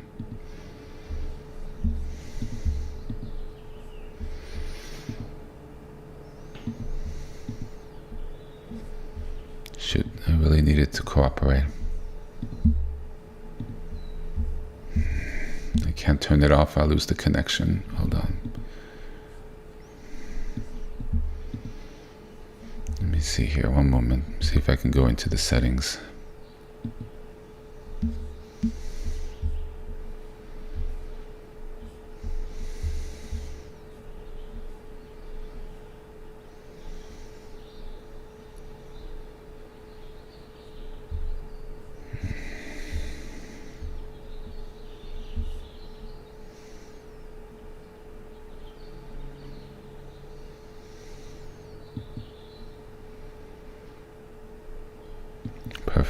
Let's hope we're all still here. I hope so. All right, let's see if that solved the problem. Okay, there's a reason. Bear with me here. I'm going to introduce the image. I think that'll solve the problem.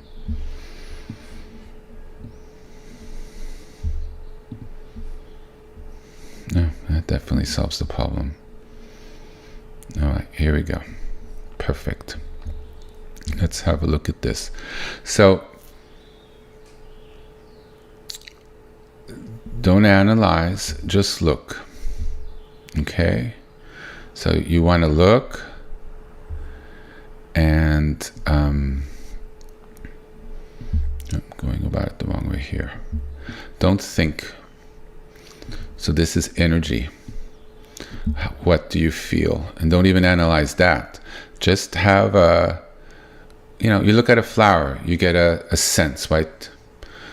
You try not to name the flower red or think of the smell. You just look at it and you get a hit of what it is, right? The leaves, the flower, right? So we want to get an energetic hit of this. Okay? That's energy. You get energetic hits. All right, here.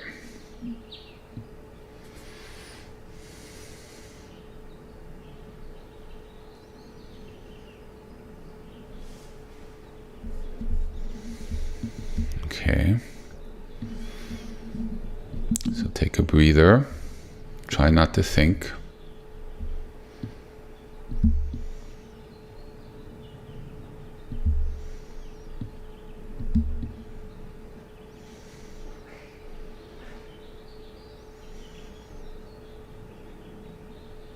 All right, so breathe and now get an energetic hit of this.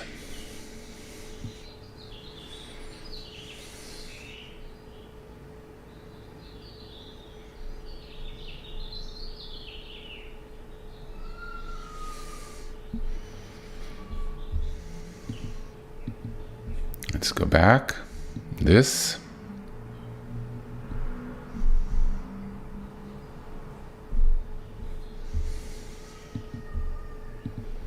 Versus this.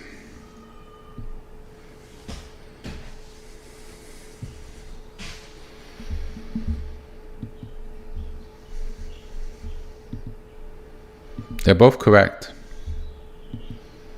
Nothing wrong with either one.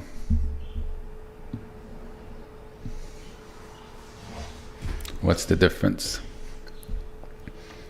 Energetically, one has power and one doesn't. They're both powerful by the teaching, what it represents, the images. But as to real spiritual 100% oomph, the one with the gold does. One, contemplation with blessing. The other one has real spiritual power. It's next level, for me at least. Why? Because it's clear of the divinity.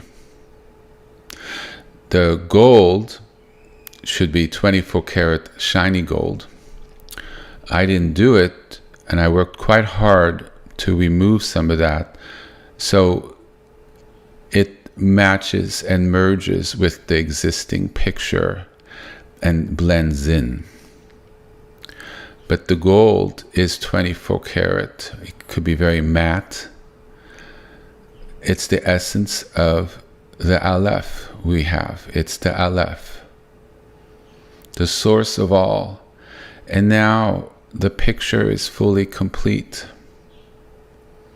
Because we remember clearly in the image that divinity is at its core, which was represented by the white.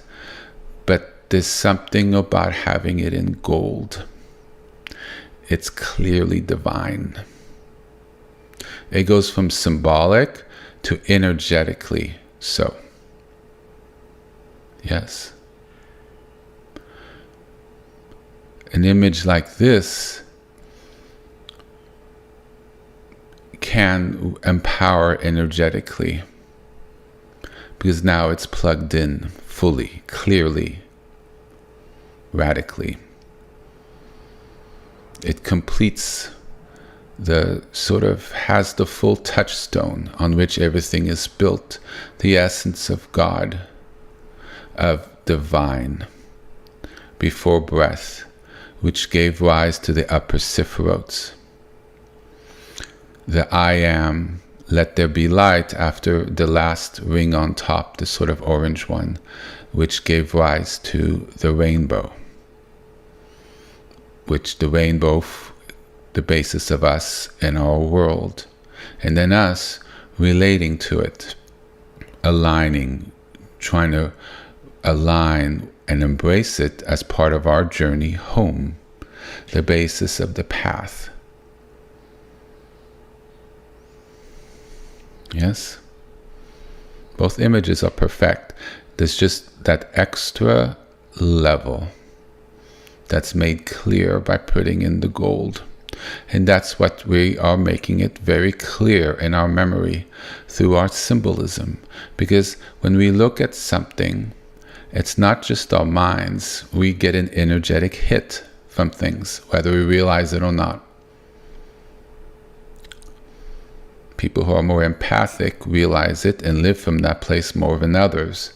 So by just looking and seeing the gold, our conscious and subconscious minds associates it with divinity, especially with an image like this. When we look at white, think of the color white. It's more sterile. Though it's not white, it's a white before color on the image, but that you have to understand the teaching behind it. But the color is white. Our eyes hear white, though it's not really white in the teaching. But we see it as white. That's how we can describe it on a printed object. Otherwise, there'd be nothing there. So we put it in as white. White is clear. It's sterile. It's an open field. The white of a nurse's outfit, of a doctor's outfit, white, purity, clarity, white. So we get that, but it makes it more on a teaching, contemplative side. When we put it gold, a whole different world opens in the image, and we begin to remember. Here we really, in the image, see what's at the heart, without having to think. And that's the power of images. It's the power of having the right colors, how they're formed, how they're placed on the paper. Because when we look at them, we need to remember, we need to connect with that inner holy energy within us. So by connecting outside through our eyes, through a photograph, things on our shrine, through the Torah, through the reading, through sound and music, services, nature. I just heard a crow outside going, wah, wah, right?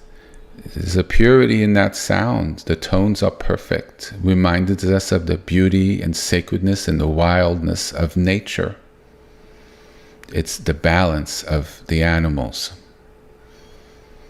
which are much more in balance than we are. We have a lot we can learn from the natural world. Transcendentalists, Emerson and Thoreau, there's a lot of that, an understanding and peace. And so we look without to find it within, to it resonate with us. So both images are available on the website, the one that's traditional that I found, and the one with the gold Aleph. I have the one with the gold Aleph on the wall of my shrine, off to the side. So you're welcome, if you so choose, to print it out. And I made the change most respectfully, and I hope everybody understands the intent behind it, just to make it very clear, the divinity. 24 karat gold of divinity that is the source of all. But both images are very good, so there's no commentary of the other one. They just they just have a slightly energetic thing, but they teach the same thing. The white one points to the gold one, but the gold one makes it explicit. And God knows we need everything to be as religiously explicit as possible because we're disconnected. And everything we could find that helps us, images, sounds, places we can go, rings, whatever we can to kind of bring us that energy to us so it could flow and vibrate in us, we try to seize. Because there's so much around us that's something else.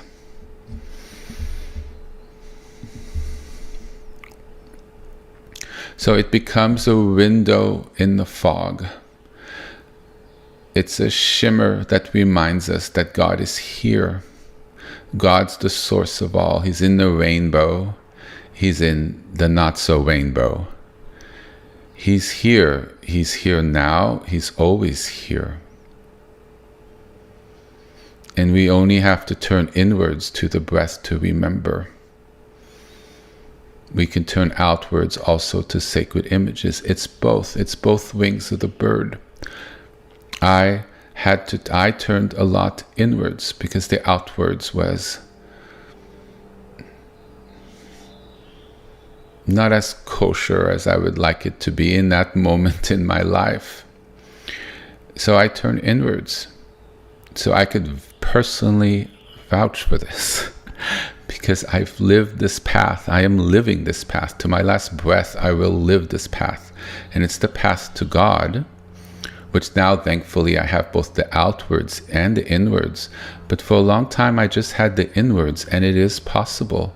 It's very powerful, because ultimately, the outwards has to engender change within us. It's an alignment of frequency. That's why we do the outwards. It's to help, to align our frequency to help us connect. This is also the way to also do the inwards. And people, in this day and age, the inward path is kind of lost. Sadly, it's lost. It's hidden. It's not here as much.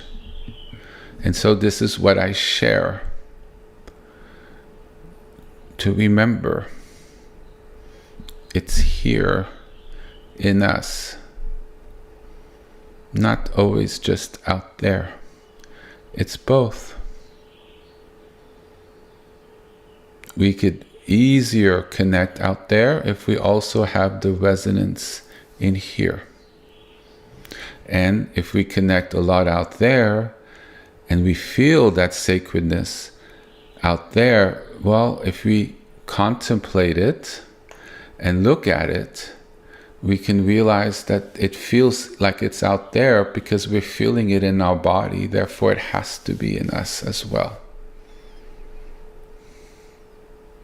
Takes a little while. The first time somebody told me that, my brain gave an error 404. I didn't quite get it. It took me a while to understand that one.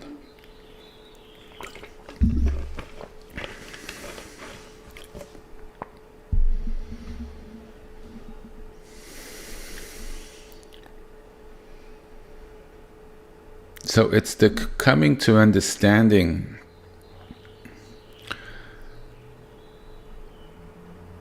that God is not just before creation or not just after our death, but now in this moment, in this breath, in this body. That the Aleph breath, the first exhale, the first shimmer, the first I am, the first let there be light, is here. The light never stopped. The vibration from the speaking of let there be light, that momentum, that vibration hasn't left. It's here. It's pregnant in everything. Because if that vibration stopped, where would we be? It's the source that animates everything. And so this practice is not an attempt to summon God, to bring him forth, but rather it's to realize that we touch in to God because he's here, he's there, he's here, he's present, he's all around us. We are learning to touch in. It's a little bit of the path of the mystic, But the mystics were correct. We can see that everything is an opportunity to connect with God. The act of charity and compassion connects us with the frequencies of God. Where His frequencies are, so is He.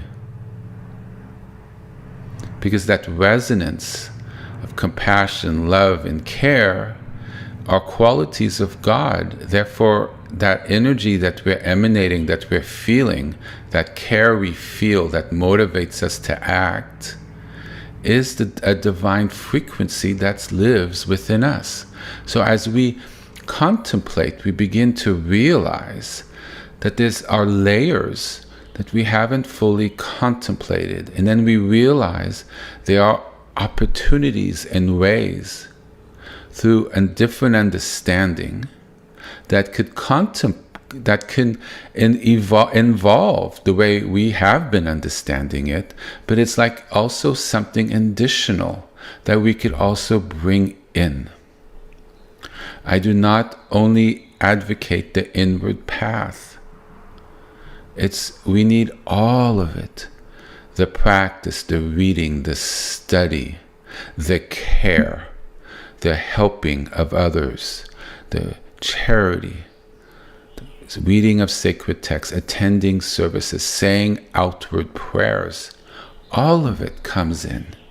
The lighting of the incense, the putting up of the incense. It's not only the external manifestation, but what does that do to our inner posture, our inner intent, our inner vibration, our inner direction? What are we trying to connect with when we do that? As well as the glorious, beautiful manifestation of releasing incense out into the air as a physical manifestation of prayer, of bringing God into the space. And glorious, beautiful. I love everything, that ceremony. Believe me, I love the outward manifestation. It's an offering of sacred and beauty to God through our actions. It's good mitzvot. It's wonderful. I love that. But then we also realize there's an inner as well that's happening at the same time. And we realize we could pray and have God outside of us. So beautiful, wondrous, magical. Oh my God. But we're remembering the source within that's also without. That doesn't need to be summoned or have an outward manifestation, because it lives within us and it lives outside of us as well. And we are always resonating with it, whether we quote unquote reach out to it or not. Just by resting present, it's always there. And that, my dear friends, is a realization. And it takes time. It's a frequency that opens a way of seeing. And when you're there, you simply rest in it. And it's a beautiful place to be. And you hop in and you hop out. You're there, you're not. You work with it. It's a balance. It's a dance. And one day, God willing, you'll live in there 24/7. And whatever happens in the world, you are always balanced, content, whole. Because that space from which you live really can't be shaken anymore. And that's a level of attainment. Yes? So the Aleph breath never stopped. It's an opportunity to touch base. It's to have a deeper alignment. Kavanah. To have a sacred remembrance.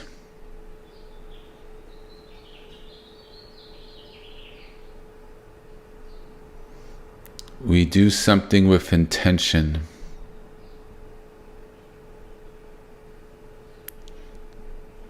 not to escape the world, but to become more divinely embodied within it, in a fuller alignment,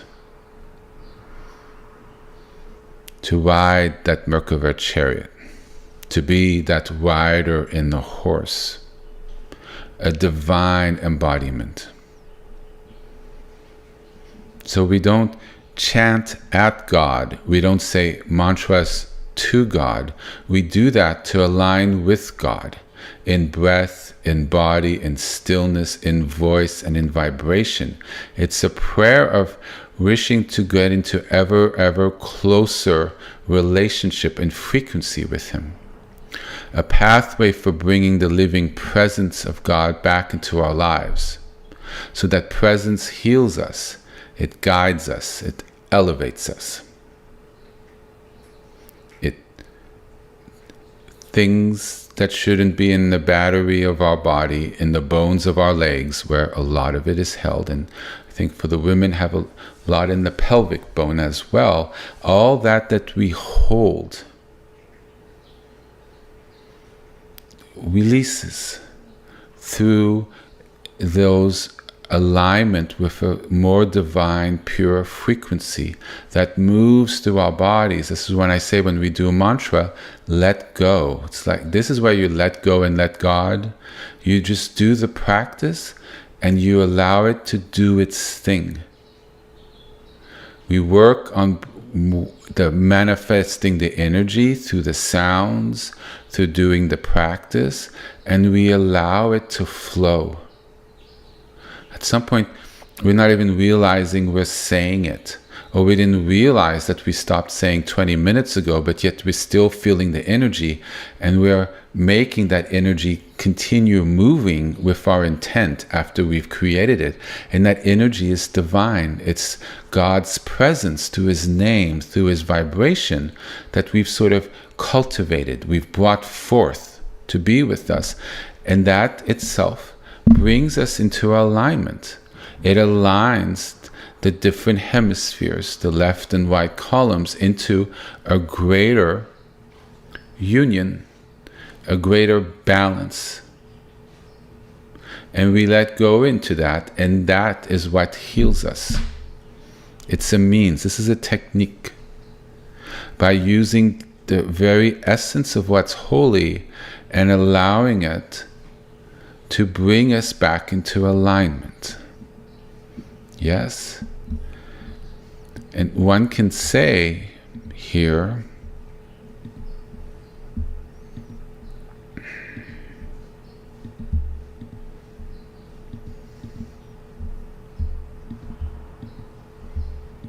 when one, here,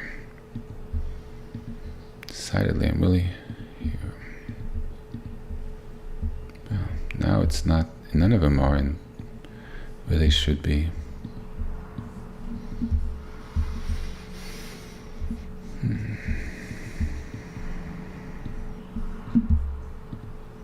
Well, one moment.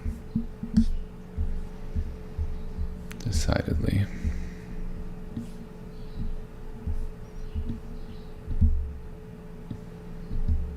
So as we're doing the practice of the Aleph or mantra here, the vibration and sounds going through us is literally creating this in our bodies at that moment. And it's causing that vibration to cleanse all the layers that's on top. So we could try from the top in, which in a way with the vibrations we are, but what it's doing at the core, we're actually activating what's really at our core and basis. And we're causing that to come forward more and more. So it's almost both. The vibration in our intent and the practice and its form activates sort of from our world, the vibration, our body, the sound, inwards, right? And by us reaching out, or reaching in rather, to do this, it sort of activates what's always there in that 24 karat gold reaches out to us, and the purity within us sort of vibrates up, and there's a meeting of the two. So it's not just summoning God, which a part of us, we do intentionally. We're doing the practice. We wish God amongst us. It is an aspect of bringing God into us, because we are. It's a practice. We're bringing God into us. But I'm also reminding people to remember that from inside, there is that wholeness that we're asking to come forth. So is it from outside? Is it from inside? Is it both? Right? And ultimately, the Aleph reminds us that there's just God at the basis of all.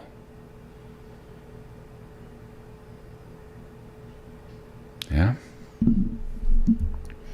I'm like doing this very carefully because I really wish to have a good structure of understanding, because this is a different way of seeing things. And it's not as common nowadays. It's existed in the past in different ways, and it's very powerful. And I think today we need it a lot. I needed it in the past. And it's a way to go about it, that even if you don't have a place to go to, even if you don't have access to teachers, and there are places in this world and blocks on the internet, which makes it hard. This is a practice that you could resonate at home with the right understanding and realize that it's within. It's a practice that even if you have all the help and the forms and the temples and the books outside around you to be able to learn from, that the contemplation and the prayer within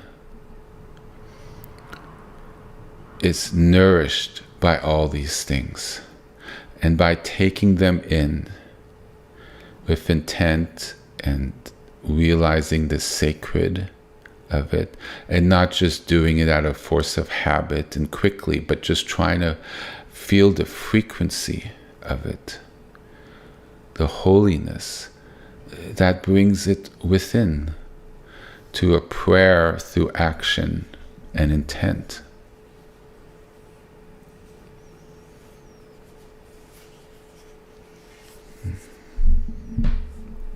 It's very beautiful.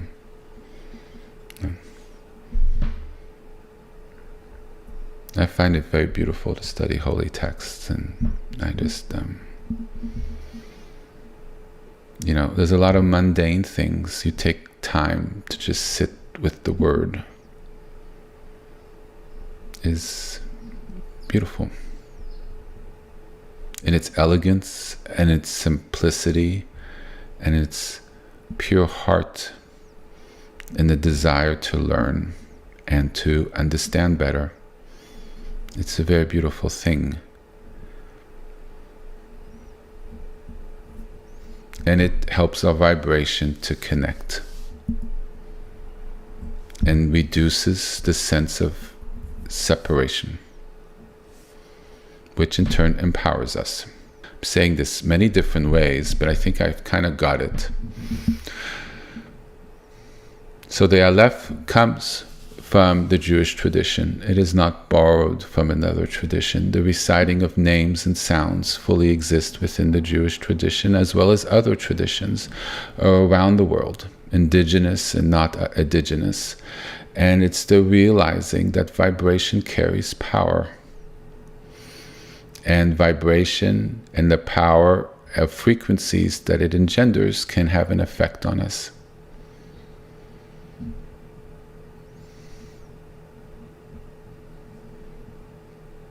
But the Aleph is really when we align with stillness, before vibration, before sound, and we resonate with what that is.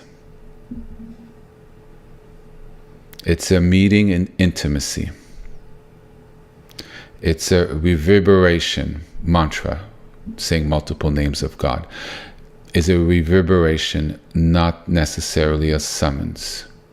It returns us to our body, our voice, our breath, as their place as a temple, as temples of presence of God. It restores our resonance, our engagement with, to a living frequency of God. It's not watching God from afar. We create a sacred ground. We resonate with the rainbow of purity that is here still, and realize the breath and the stillness of God is still here. And by doing this, it could change the entire structure of our spiritual, religious life. This is when people drum. Like, I have a beautiful buffalo drum. It connects me with life. I relax, I heal, I get centered. Haven't done it in a long time. But, people play instruments. Beautiful, aligned music. It changes the structure. It soothes us. It eliminates the imbalances. And hopefully we feel our heart.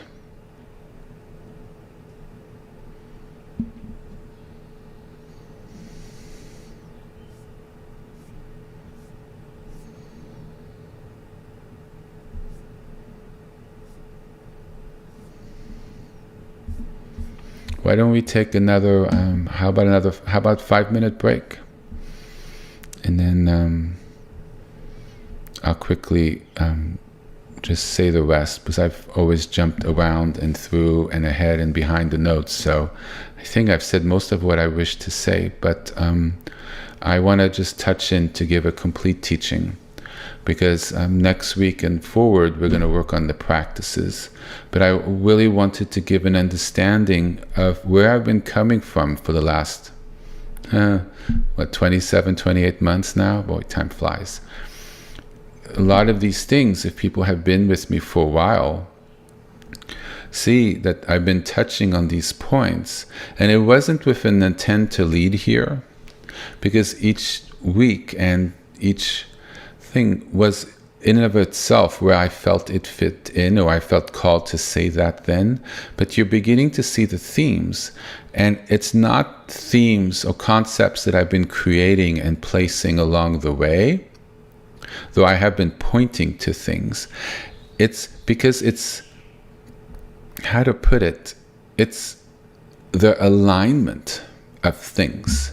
So even though if I spoke on different aspects, it always was on an alignment, because from my humble perspective, this is a proper alignment. There are other proper alignments on this planet. I'm not saying they're not practices, and we keep it to the Old Testament, right? The source of the Bible, and that's where I keep my focus. And it could resonate with other people, because everybody's welcome. But what I've pointed to shows a basic reality of also a truth that many of us have not considered, that's beneath the surface. And that's why it lines up with a lot that's been shared in different ways before, because it all lines up to a truth. It all shows a certain connection on how things are linked by energy and by intention, and a discovery of where that common source comes from. Yeah. And how outward forms and texts and sacred places are in relationship to that, and how our bodies, our minds, and emotions are in relationship to that. And so the Aleph tree of life really kind of points to that basic truth, that it all came from what this represents. what manifests through that. Great. So when we do a 10-minute break.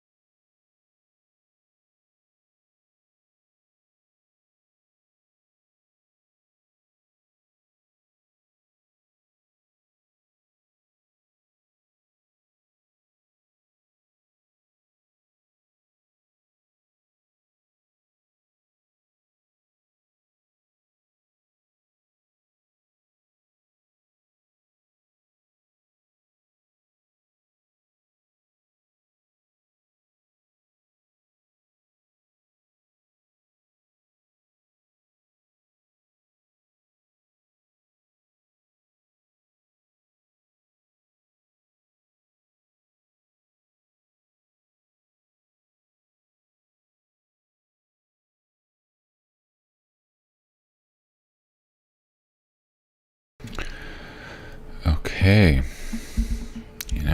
It'd be really helpful when I gave everybody 10 minutes if I actually look at the clock as to when the 10 minutes begin. I think I'm right around the 10-minute mark. And we're going to move on to practice really soon.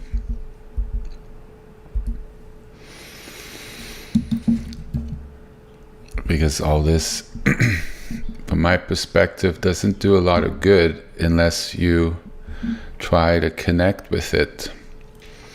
And with my notes, I'm in a good place, so I'm very happy. I touched on most of it, so give everybody a little moment, and I'm going to give some practical guidance. Well, I think all of this was very practical, but just the prayer space.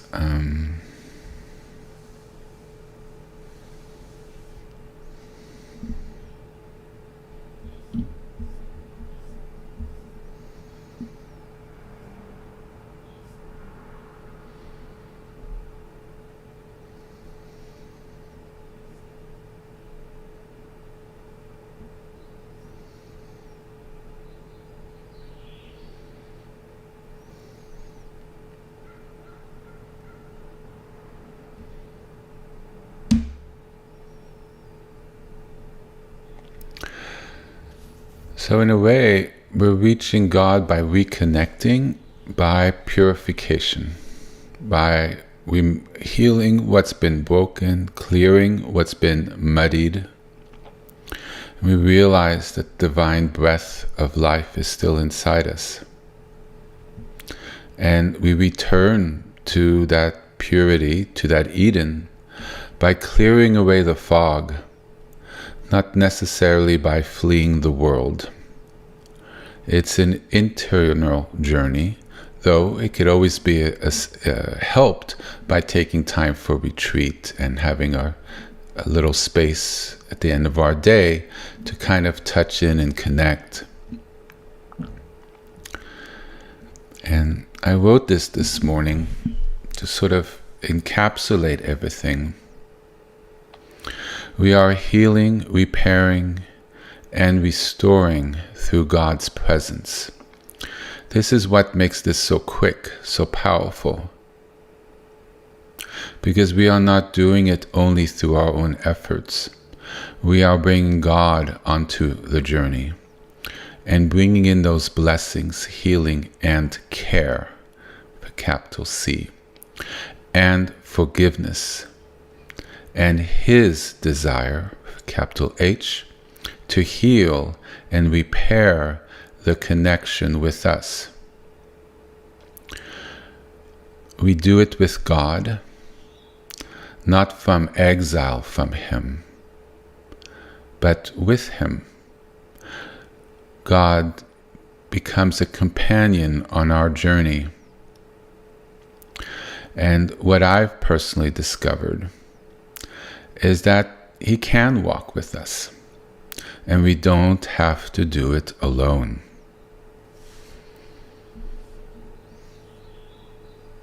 And as well, we have community to help us, to hold our hands, to guide us, to be with us when we need that guidance, that light. And we have spiritual religious leaders to help as well. So there's a lot there. But we should remember ultimately God is there.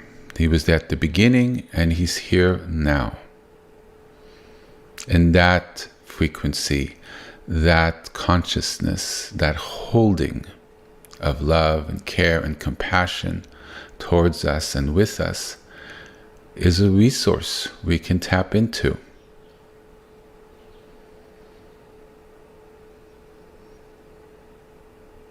There's a living radiance amongst us, a presence.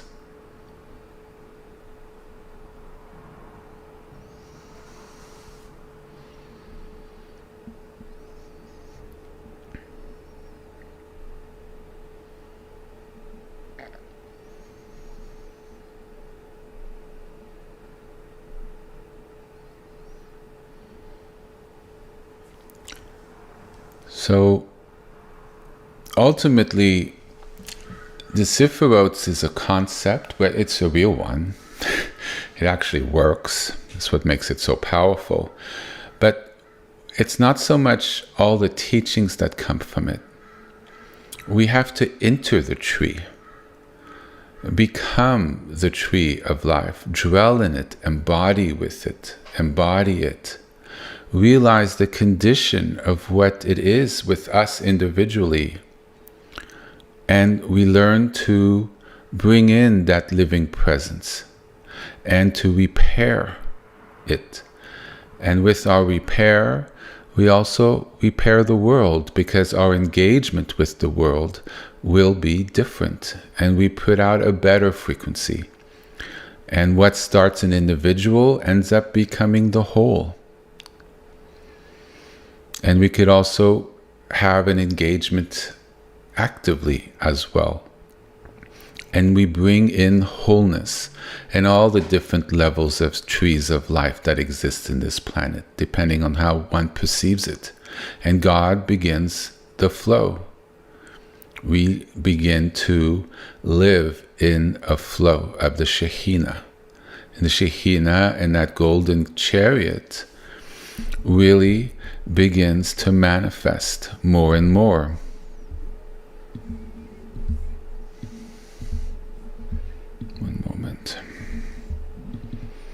Interesting. All the photographs I thought I would not show today, I am ending up showing. Because it's all connected. This is really the Aleph, really manifested in our world.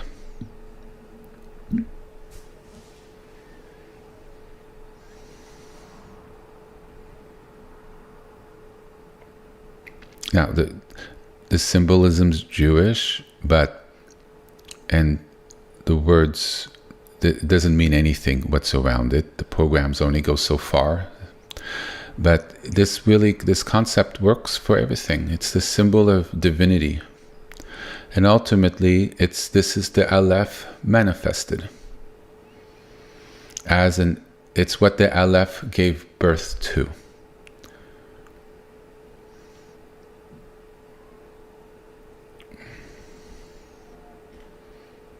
And that frequency can become manifested in us and in our lives. And we can become that. It's how we choose to live.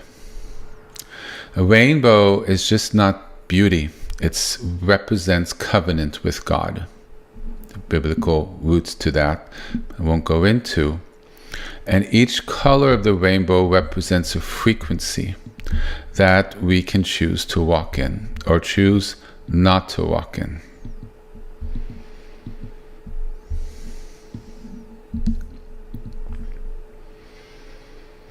It's a language of alignment and purpose. Red as strength, green as compassion.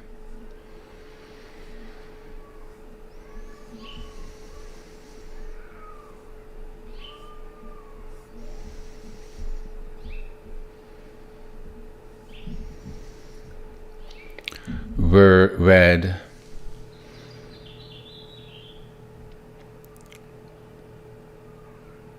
courage, strength to face the world and take the first step upward. Orange, sacred will, submission, surrender. Humbling the ego, speaking truthfully, aligning to God's will. Yellow, illumination and endurance, hope and trust, believing the light will guide you even through long, dry deserts. Green, heart opening, compassion, harmonizing self and others, loving from the heart without attachment. Blue, forgiveness, mercy, letting go of judgments, becoming wide and generous like the sea. Indigo, deep wisdom, intuition, vision, trusting the unseen moments of the Spirit. It's the inner vision that provides awakening, guidance, and a way forward. It's not often commonly seen. And violet is the surrender, the crown. Surrender to the divine mystery.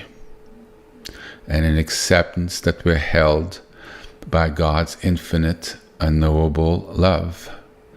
There are so many blessings along the path that we can work with that helps bring us whole. And as we connect deeply inwards, these blessings and these ways of being become more and more manifested in our lives. And as opposed to being on a downward spiral, we are on an upward spiral to more and more light, higher and higher frequencies, and greater manifestations of becoming and of being and of manifesting. In a way, our ascent is a return spiral, bringing every color from which we came into obedience and light and the qualities of God, wisdom, compassion, love. And we cultivate a living presence within ourselves.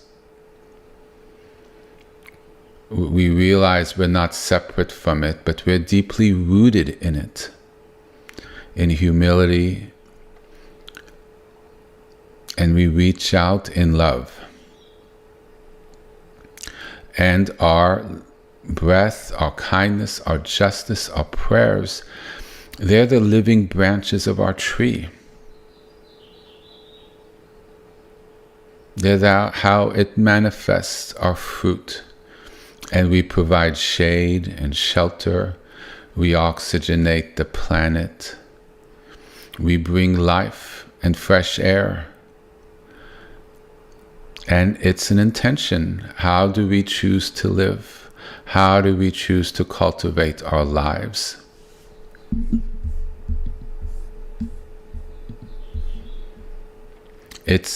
Rainbow becomes a sacred bridge of being. That is the covenant that we, by choice, decide to walk, to bridge our lives here on earth to a life in greater perfection in heaven, in Eden. And every choice we make through thought, word, or deed bends the light inside ourselves and in our world, which either strengthens or weakens the rainbow that we are creating. Every act of intention is a new covenant between our souls and God, between our souls and the world.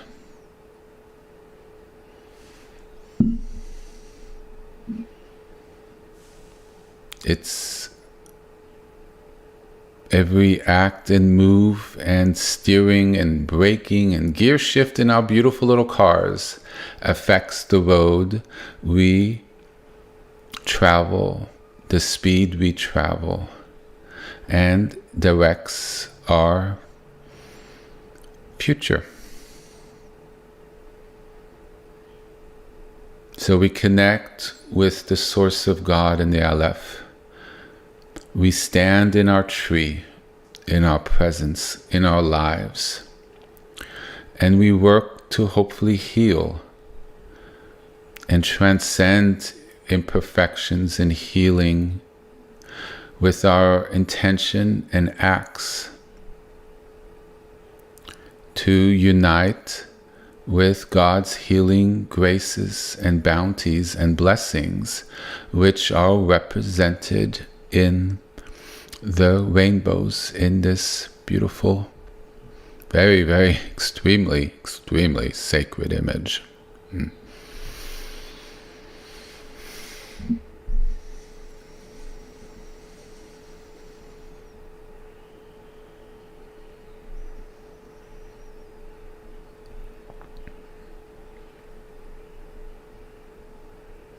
So the Aleph is the breath we return to a still point before there was breath. The purity that's underneath our tree in our lives. And from there, we resonate with it to help assist us in our walk in these lives, to repair ourselves, to repair our world, to repair everything, and bring everything back to alignment. It came from God and it returns from God. In the way this image shows two things: the creation from the top down and the return from the bottom up. Truly beautiful. It's probably, I would say, well, I don't want to rank images, but I just off the top of my mind, it's the most beautiful image I've ever seen. There's a lot of images. This is just takes my breath away every time. So, practical instructions to help people. So, some of the images on the website I will be redoing a little bit this week to make better, but everything regarding the Aleph and the 2 path images on the website are ready to be downloaded if you wish. I found a new way to download it that makes the page look more pleasing. I was kind of limited by the program before. If you click on the image, it will fill up the whole browser, and if you download it from that, right click. These are all high resolution images, so have fun. 300 dpi for the most part, or as much dpi as I could muster. So feel free to make it as big as you want. However, suggestions for the Aleph visualization, I have put an Aleph in the middle of my prayer space. You do not want it to fill up your whole space. Now, if you want it up on the wall somewhere else, that's fine. But when it's in front of you, you want it where your gaze can take it in. And this is for anything you wish to visualize that's printed. If it's too big, energetically, you can't resonate with it energetically. We're visualizing it in our mind or on a printed form or both. You know, you shift from one to the other. But I believe having it on your prayer space provides a blessing from the reasons I said at the beginning of this conversation. Itself, just by the nature of what it is, it's a sacred symbol. And as now you know what it means, it's really empowered for you, both on in of itself, but also how you engage with it. So it's a twofer. And the language itself is blessed, so it's a threefer. So that's wonderful. But how does one resonate with energy? With an image. So this is something one learns with time as one becomes more aligned, and we're able to sense frequencies and energy easier. But it is helpful for someone to point it out when one isn't able to kind of feel it at the beginning, to make it as optimal as possible to get that energetic resonance, even if one is currently aware of it or not, because these things are real, and one will discover that with the path. And that's what makes it so wondrous and beautiful and amazing, because you realize there's all sorts of things going on which you're not aware of, and very, very beautiful things and different beautiful ways of being, and one of which is being able to feel spiritual energy, which blesses one's self when one's able to feel that. So you don't want the image to be too large. It scatters our gaze. It scatters what we look at, and the energy becomes diluted. I have found that if one is seated 5 to 6 feet away from the wall of the shrine, if you have the Aleph symbol maybe 6.5 by 6.5 inches, and it could print at 300 dpi at that level, and that's for clarity and radiance. I was able to use a home printer, and it came out quite well. You could send it to a store. that size, 6.5 by 6.5 inches, it allows it to fully fit within a central visual field without requiring our eyes to scan it. It's not so big that it just can't all sort of, for lack of a better word, be absorbed in one gaze. So you want to see it, and you don't want it too big. So you could see the space around it as well. So there's breathing room. But when you look at it, it's big enough that it could fill your whole energetic spectrum. But it's an easy size.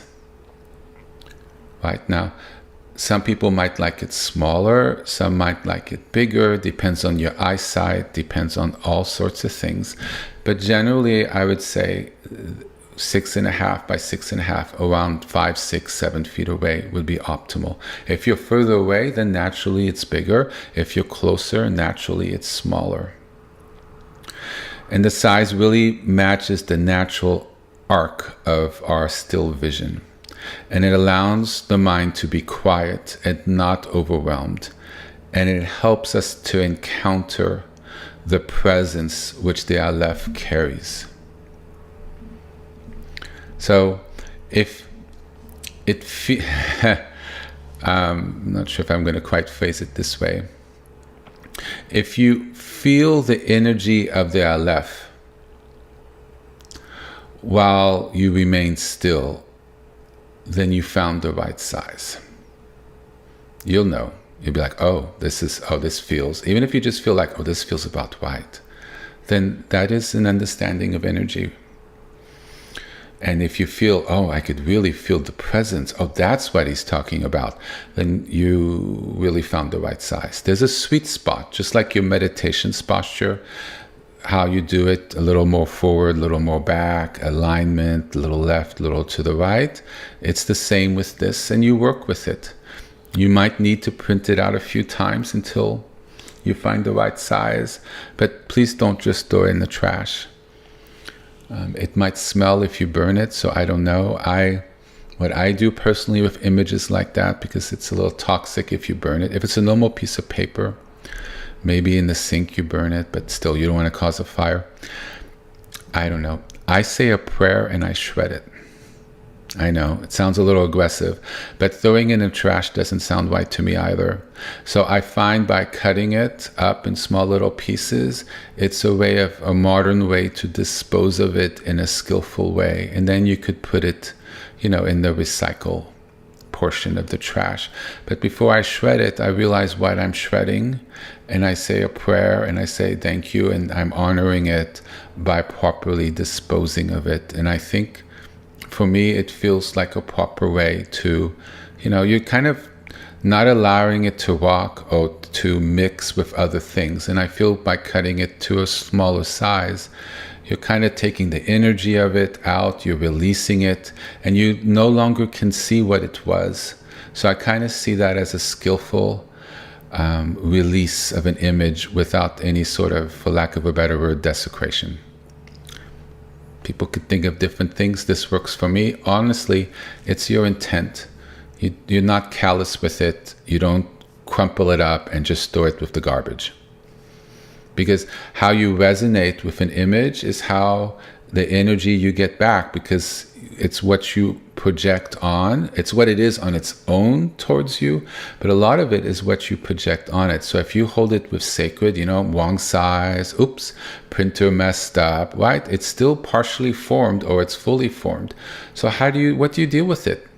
Like, oh, now I created something and I can't use it. What do I do? Well, here's some options to consider. You do what feels right to you. If it feels like it's the wrong thing for you, then certainly don't do it. Because then if you do it, you're not aligning with what the Aleph represents. Divinity before breath. Divinity in its full pregnancy, in its shimmer, before there's a shimmer. The essence of what God is. That's beyond an essence. And that symbol which represents that should be treated with utmost care. So you handle that and hopefully everything else on your shrine with that level of care. And that empowers for you the symbol and your prayer space, and ultimately empowers your engagement and realizations and healing from interacting with it. It's the purpose of all this in a kind of nutshell, what I just said.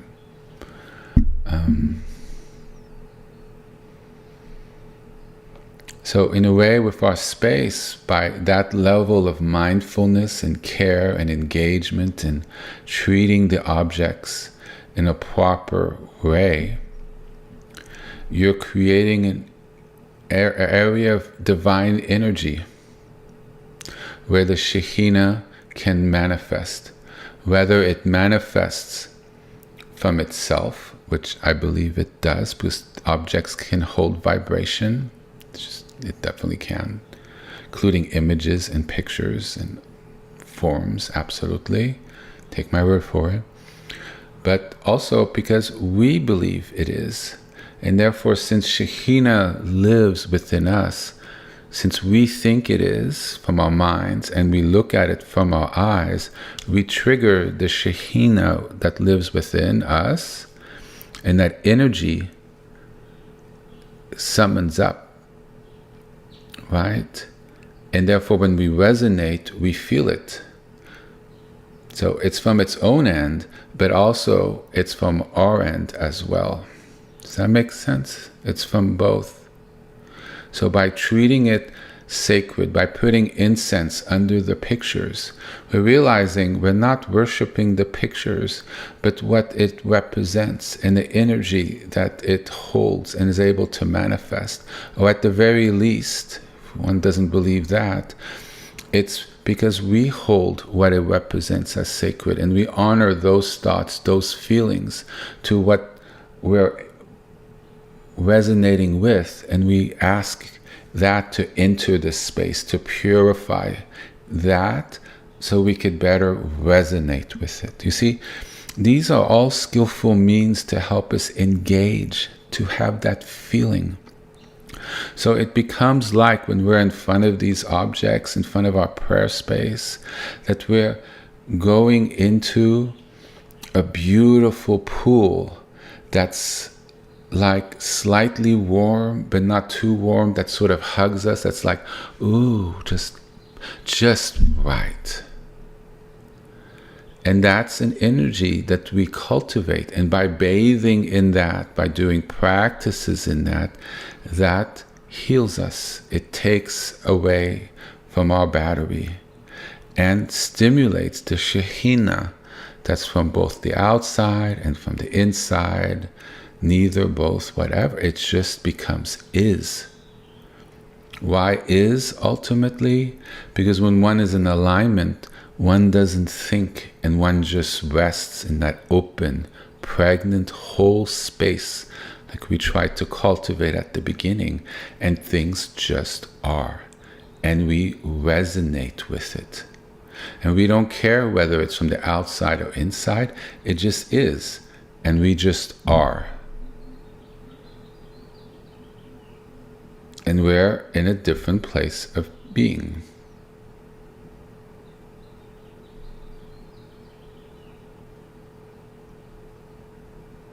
And you could do it at any time, at any moment, doing anything. You can speak from that place without thought. You can mindfully call it forth and rest in there. Which I just did 40 seconds ago.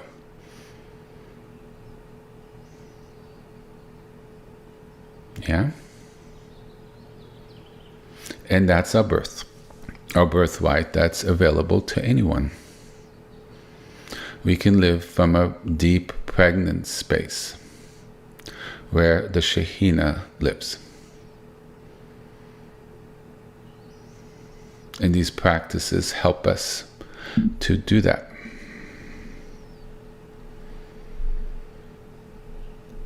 So it's not about seeing the Aleph. It's about allowing the Aleph to enter us. In a way, on the piece of paper, on the picture of the Aleph, what's very interesting is it's not centered. It's a little higher. It's not in the center of the square. And it almost feels like it's descending and moving into us. I tried cropping it, and the image lost a lot of its power. There's something to be said with it being higher up. It gives a sense of movement, of it approaching us, a manifestation, an engagement. It's quite powerful. And it has that golden light, very positive, very healing. It's the light of divinity, of radiance, of divine radiance. So we're engaging with all these aspects, whether we realize it, well, now you do because I've said it, or not. But believe me, our minds and our subconscious minds do know. And so it's working with who and what we are and how we're composed and made, both our thoughts and our energies, and we're using it skillfully to cultivate certain ways of thinking, of healing, of engagement with energy, frequencies, and symbols to connect to aspects of ourselves that we may have forgotten. And we learn to resonate and to remember. And it empowers us and it empowers our practice.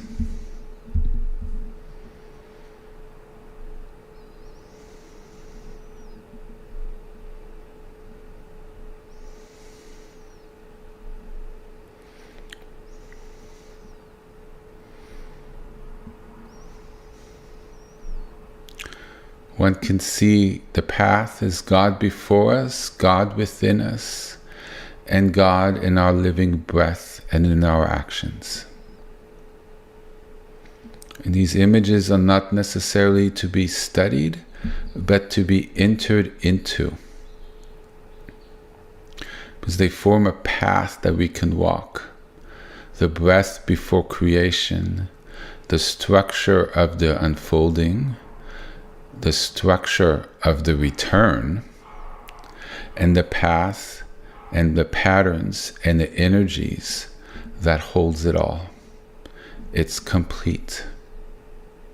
And everything else that we do all works with it. There's nothing excluded that is directed to God. They're just different forms of beautiful sacred expressions and means and devotions and focus that is geared to helping us do this return.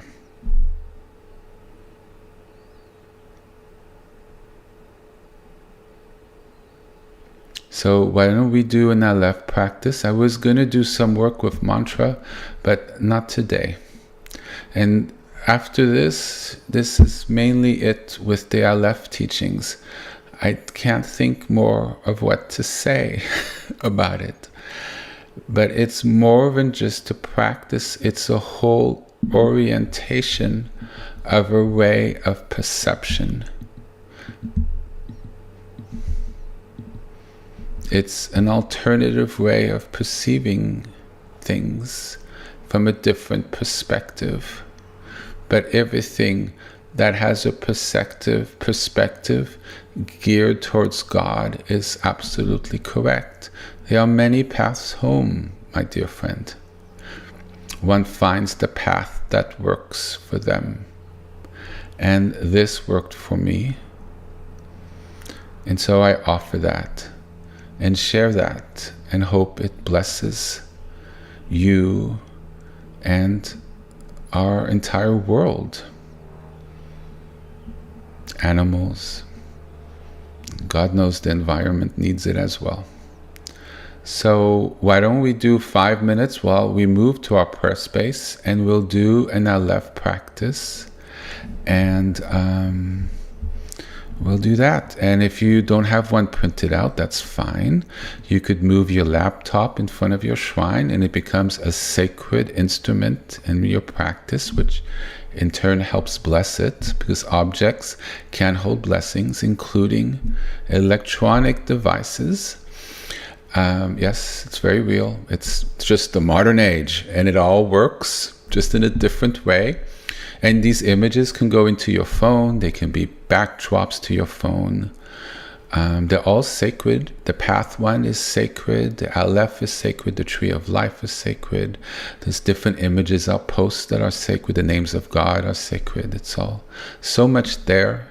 And it blesses and sanctifies in a certain way, as well as remind us throughout our day that one, God is with us, and He is.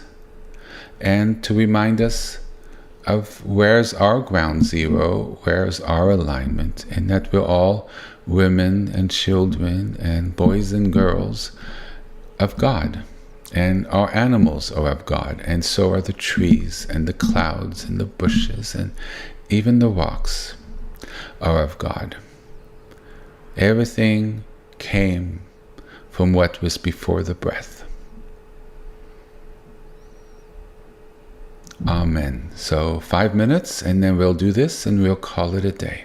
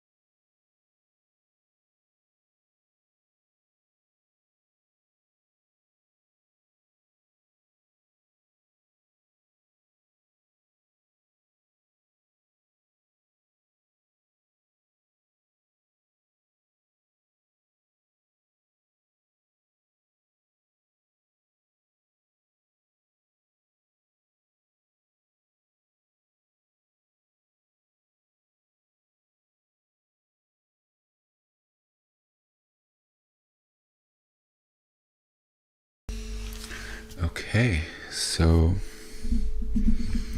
as always, we stretch a little bit, especially the legs. The legs and the pelvis area really holds. They're really the big batteries of our body, and it holds so much tension and energy and memories. So it's really important to stretch those hamstrings and the leg muscles. And then will also allows us to sit more comfortably and be able to connect, because our body and our energy, the tree that is our body, the currents of it are able to flow better and easier. So we resonate with our prayer space. We light the candle, inviting the Shekhinah to come in with the flame of light, so it holds God's presence. Yes, we can do that with our intent, whether we think it's actually happening or whether it's figuratively as a symbol. Either way, it's very powerful. And honestly, I believe if you invite God, He comes. But at the very least, symbolically, you could offer an, as the living flame that's there that you can resonate with. And you send up the incense as you sort of bow to the divinity and that is represented and embodied and instilled in that sacred space that you've created for yourself.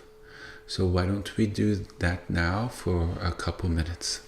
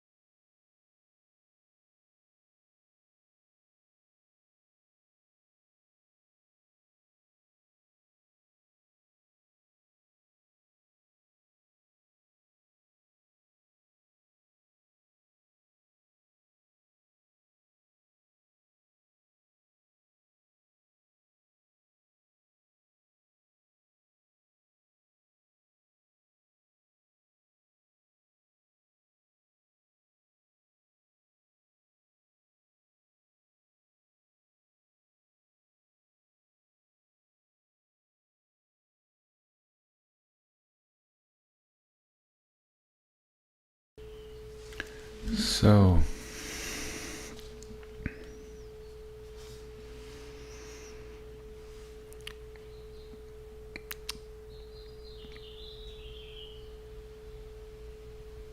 when we work with this, we're reminded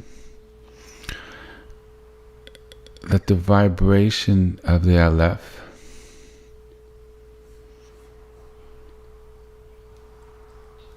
I'm not hearing myself. One moment.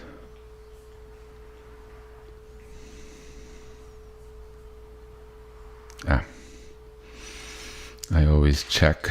Make sure I'm not speaking into empty space. That it's the silent resonance before there is sound. It's open.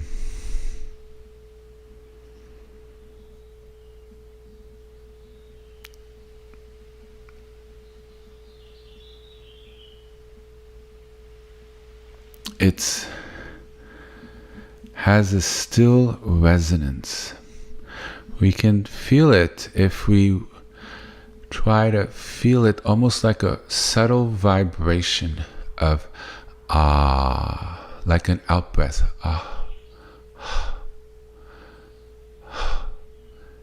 That's sort of, if you want to think of a vibration, but it's beyond vibration. It's just a feeling and a subtle vibration. And we're trying to get a sense of it and have it sort of embody, come into us. To touch in with really what's the essence of God, with what that represents and the blessings of the millennia of practice, of other people using the symbol in a similar way, and of the blessing that God wishes to reach out to us. So it's really wishing to have a resonance. We reach out to it energetically, wishing to connect, and there's a drawing forth into ourselves. Yes?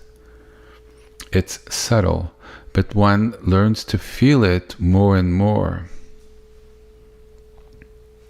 The Aleph becomes like a channel.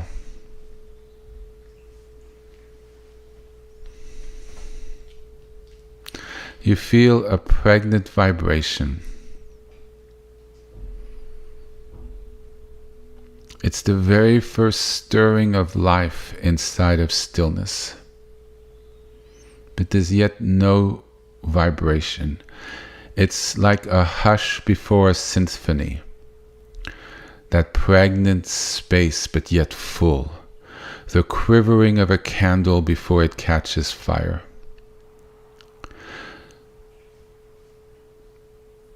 The breath before spoken words.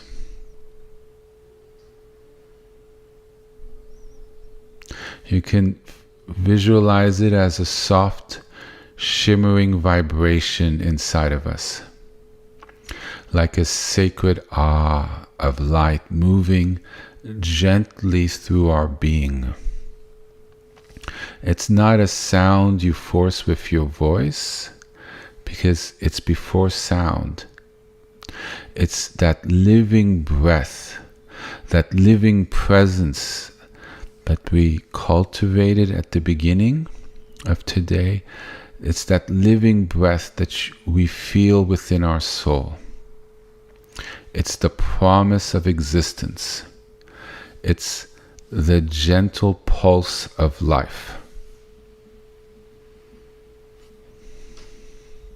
It can be felt as the living breath that is the source of everything. And when we tune in, we can feel a sort of engagement with that inside of ourselves. That sort of first whisper of being, and it begins to fill us.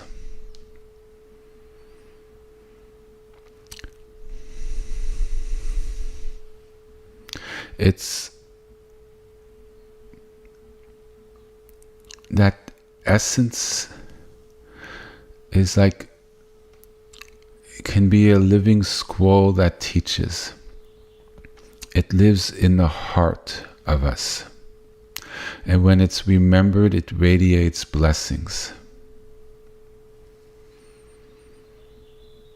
And we come to embody what it is.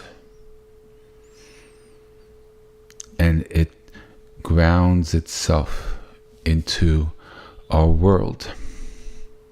So it's not just for us, it's for everything else as well. Spirituality is not, religion should not just be done for the individual, but for everything, the community, the world.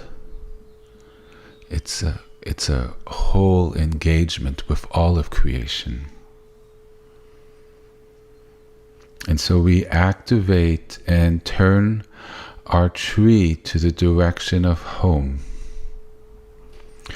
And we realize that the return to Eden is not necessarily above us, but it's also through us, within us.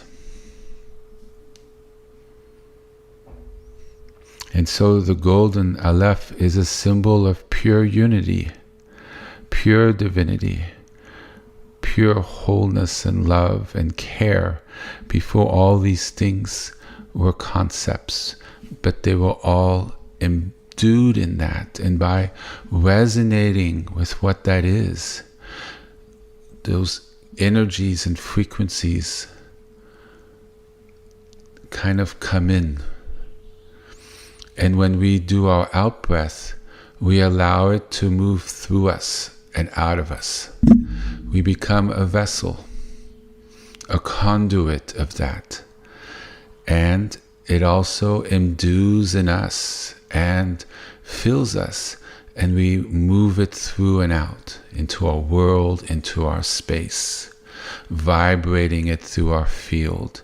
And it's just in, see it with the in-breath, that gentle open hold, not tight, cultivating it in, and the out-breath, it's just out.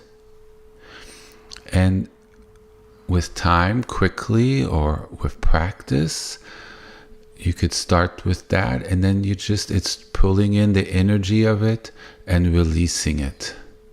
The vibration in, the vibration out. In and out, and at some point you could just be vibrating it. It's become a self-created frequency. And in next coming weeks we'll work with mantras with multiple names, and that will help people also engage with frequency, and it can continue self-generating in a spiral of continuation that you can take into your day. And it can become a power source that you draw from, that guides you, that heals you, blesses you, that nourishes you through what otherwise would be a very difficult day. But you have that in you, in your bones, and it sort of is a magical elixir, a shield that keeps things from fully hitting, because you're resonating from a deeper source within. And that's where you rest.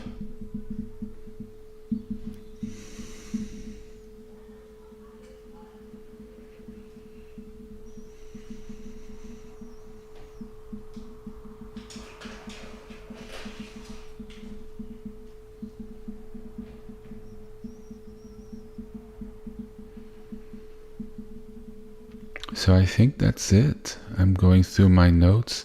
So I think that's the practice. I hope this all helps everyone. So why don't we do it together?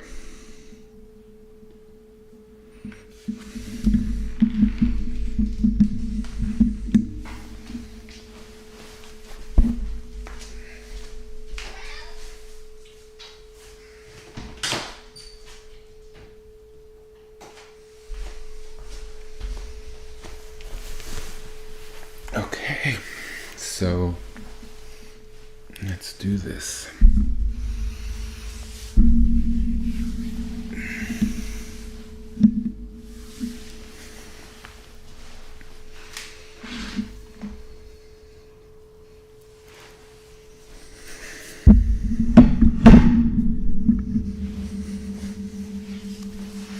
So line up comfortably.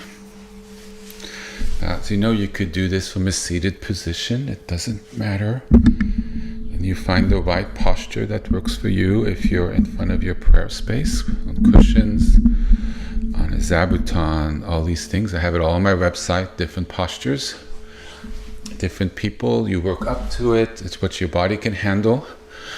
The problem is, the importance, if you can be, is as upright but also relaxed. And so first you take in the look on your prayer space. Connect with it.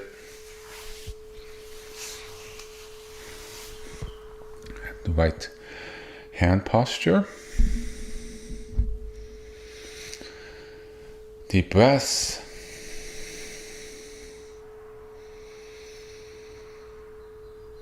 Relax, let go.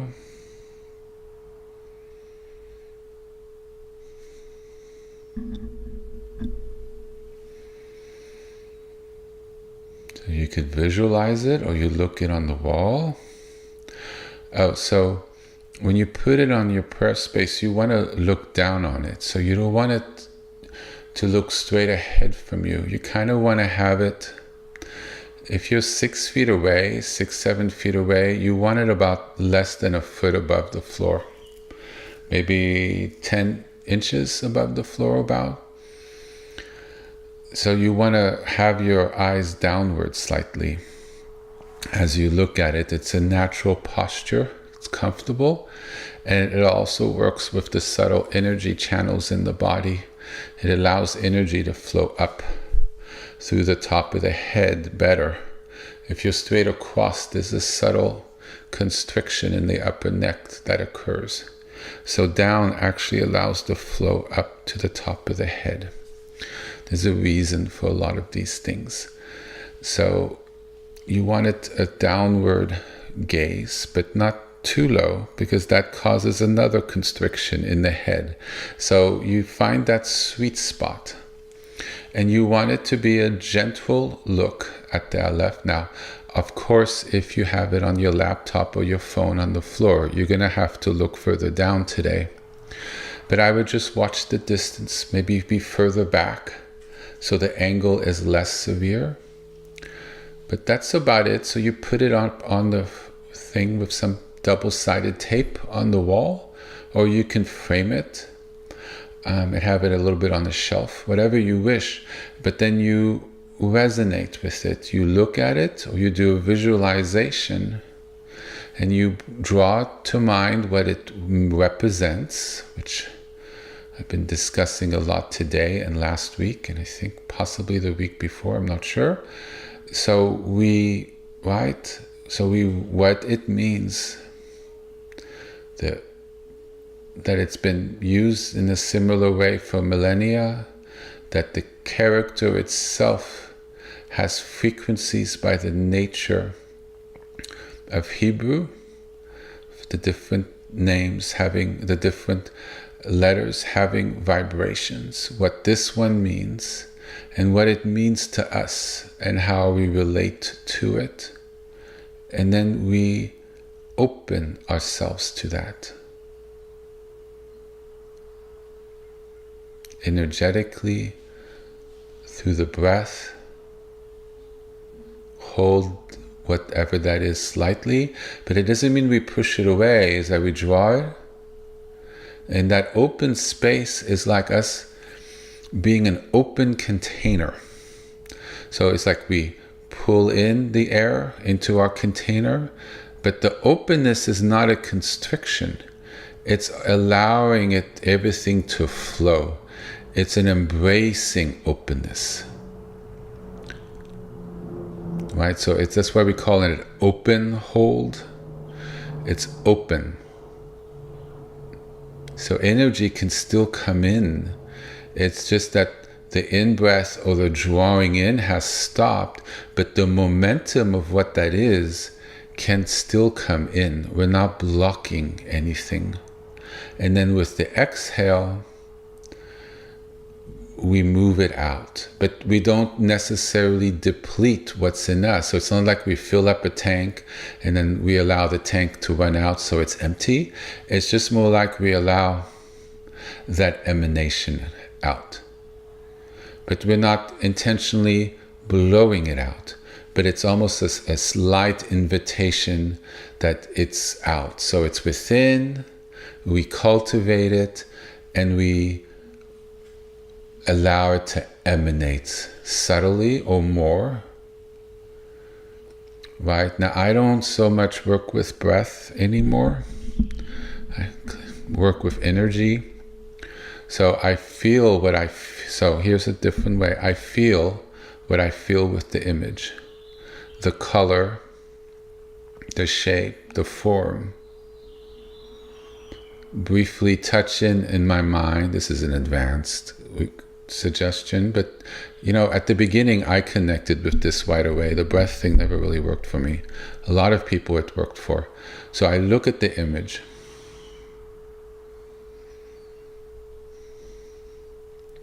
Its form, its color, it's curved. It's not sharp, it's round. The color is very healing. It's very divine. It's 3D in a way. So it's manifesting from an open space. What does it mean? I touch on that briefly. Divinity, God manifested. That's what it means to me, okay?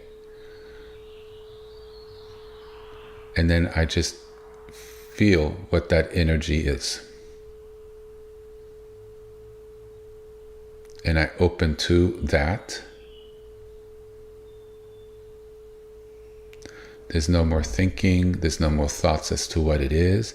It's just open to the flow of how I feel by subtly, lightly looking at the whole image.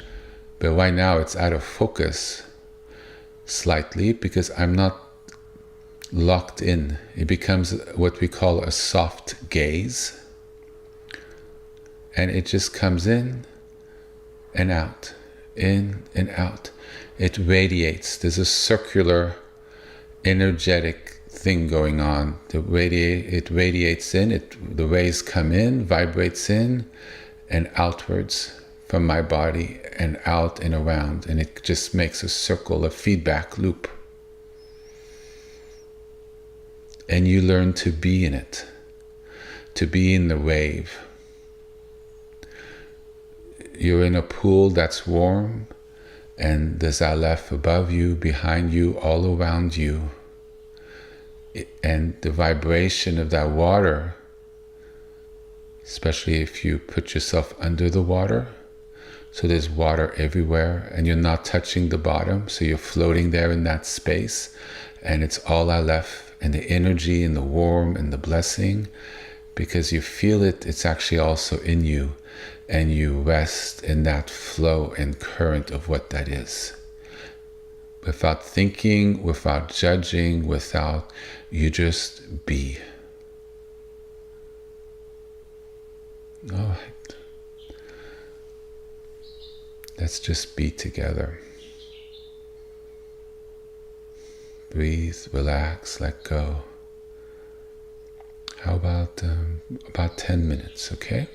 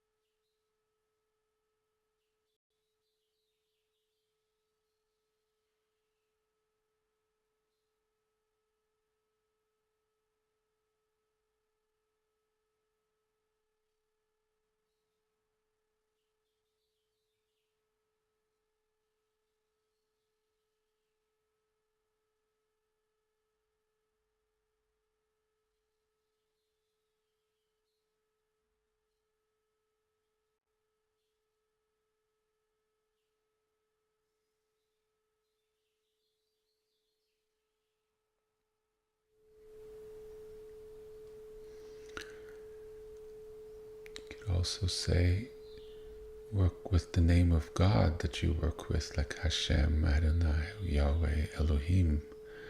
And you can say that's the embodiment of Elohim or Yahweh in Hashem. And that is also another way to empower it for yourself, because at its essence, it's the essence of all the names before there were names. So there's different levels we could resonate with it and help us connect with it, and it becomes a little less abstract. So why don't we work with it?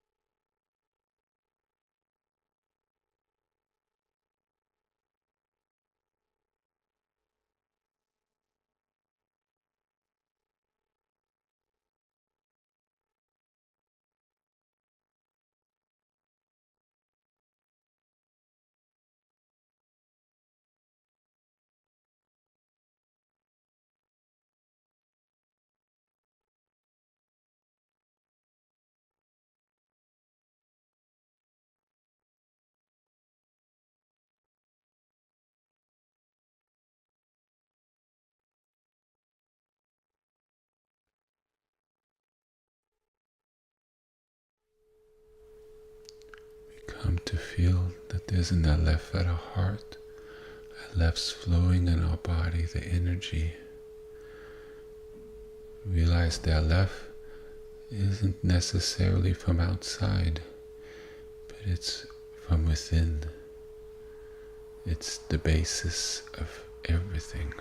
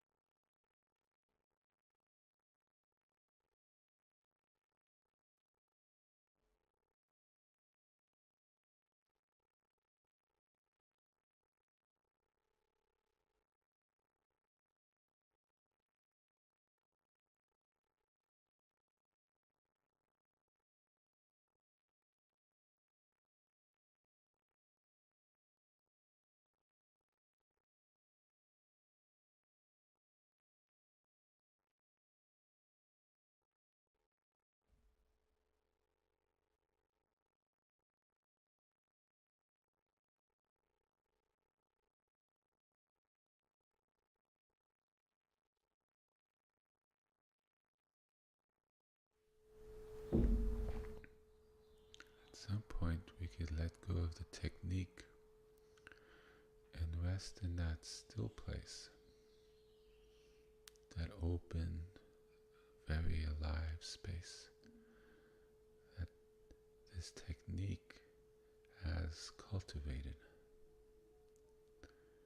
and rest in that true nature, that emanation that feeds us.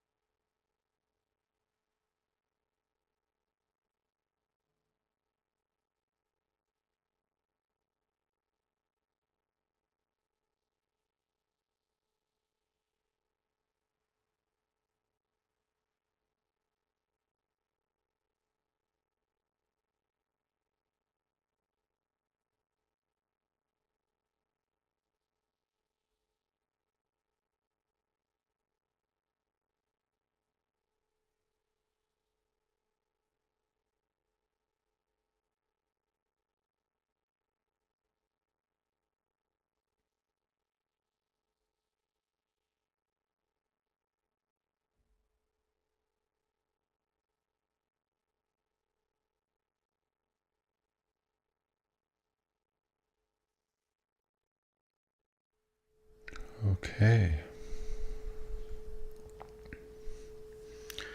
So you may continue if you wish.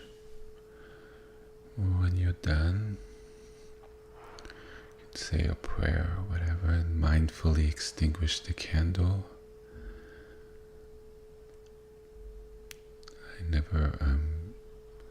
I don't blow out a candle, so you can have a little candle thingy that takes away, that covers it, or use a little water on the fingertips. But I try not to blow out candles, but try to carry the energy that you've cultivated.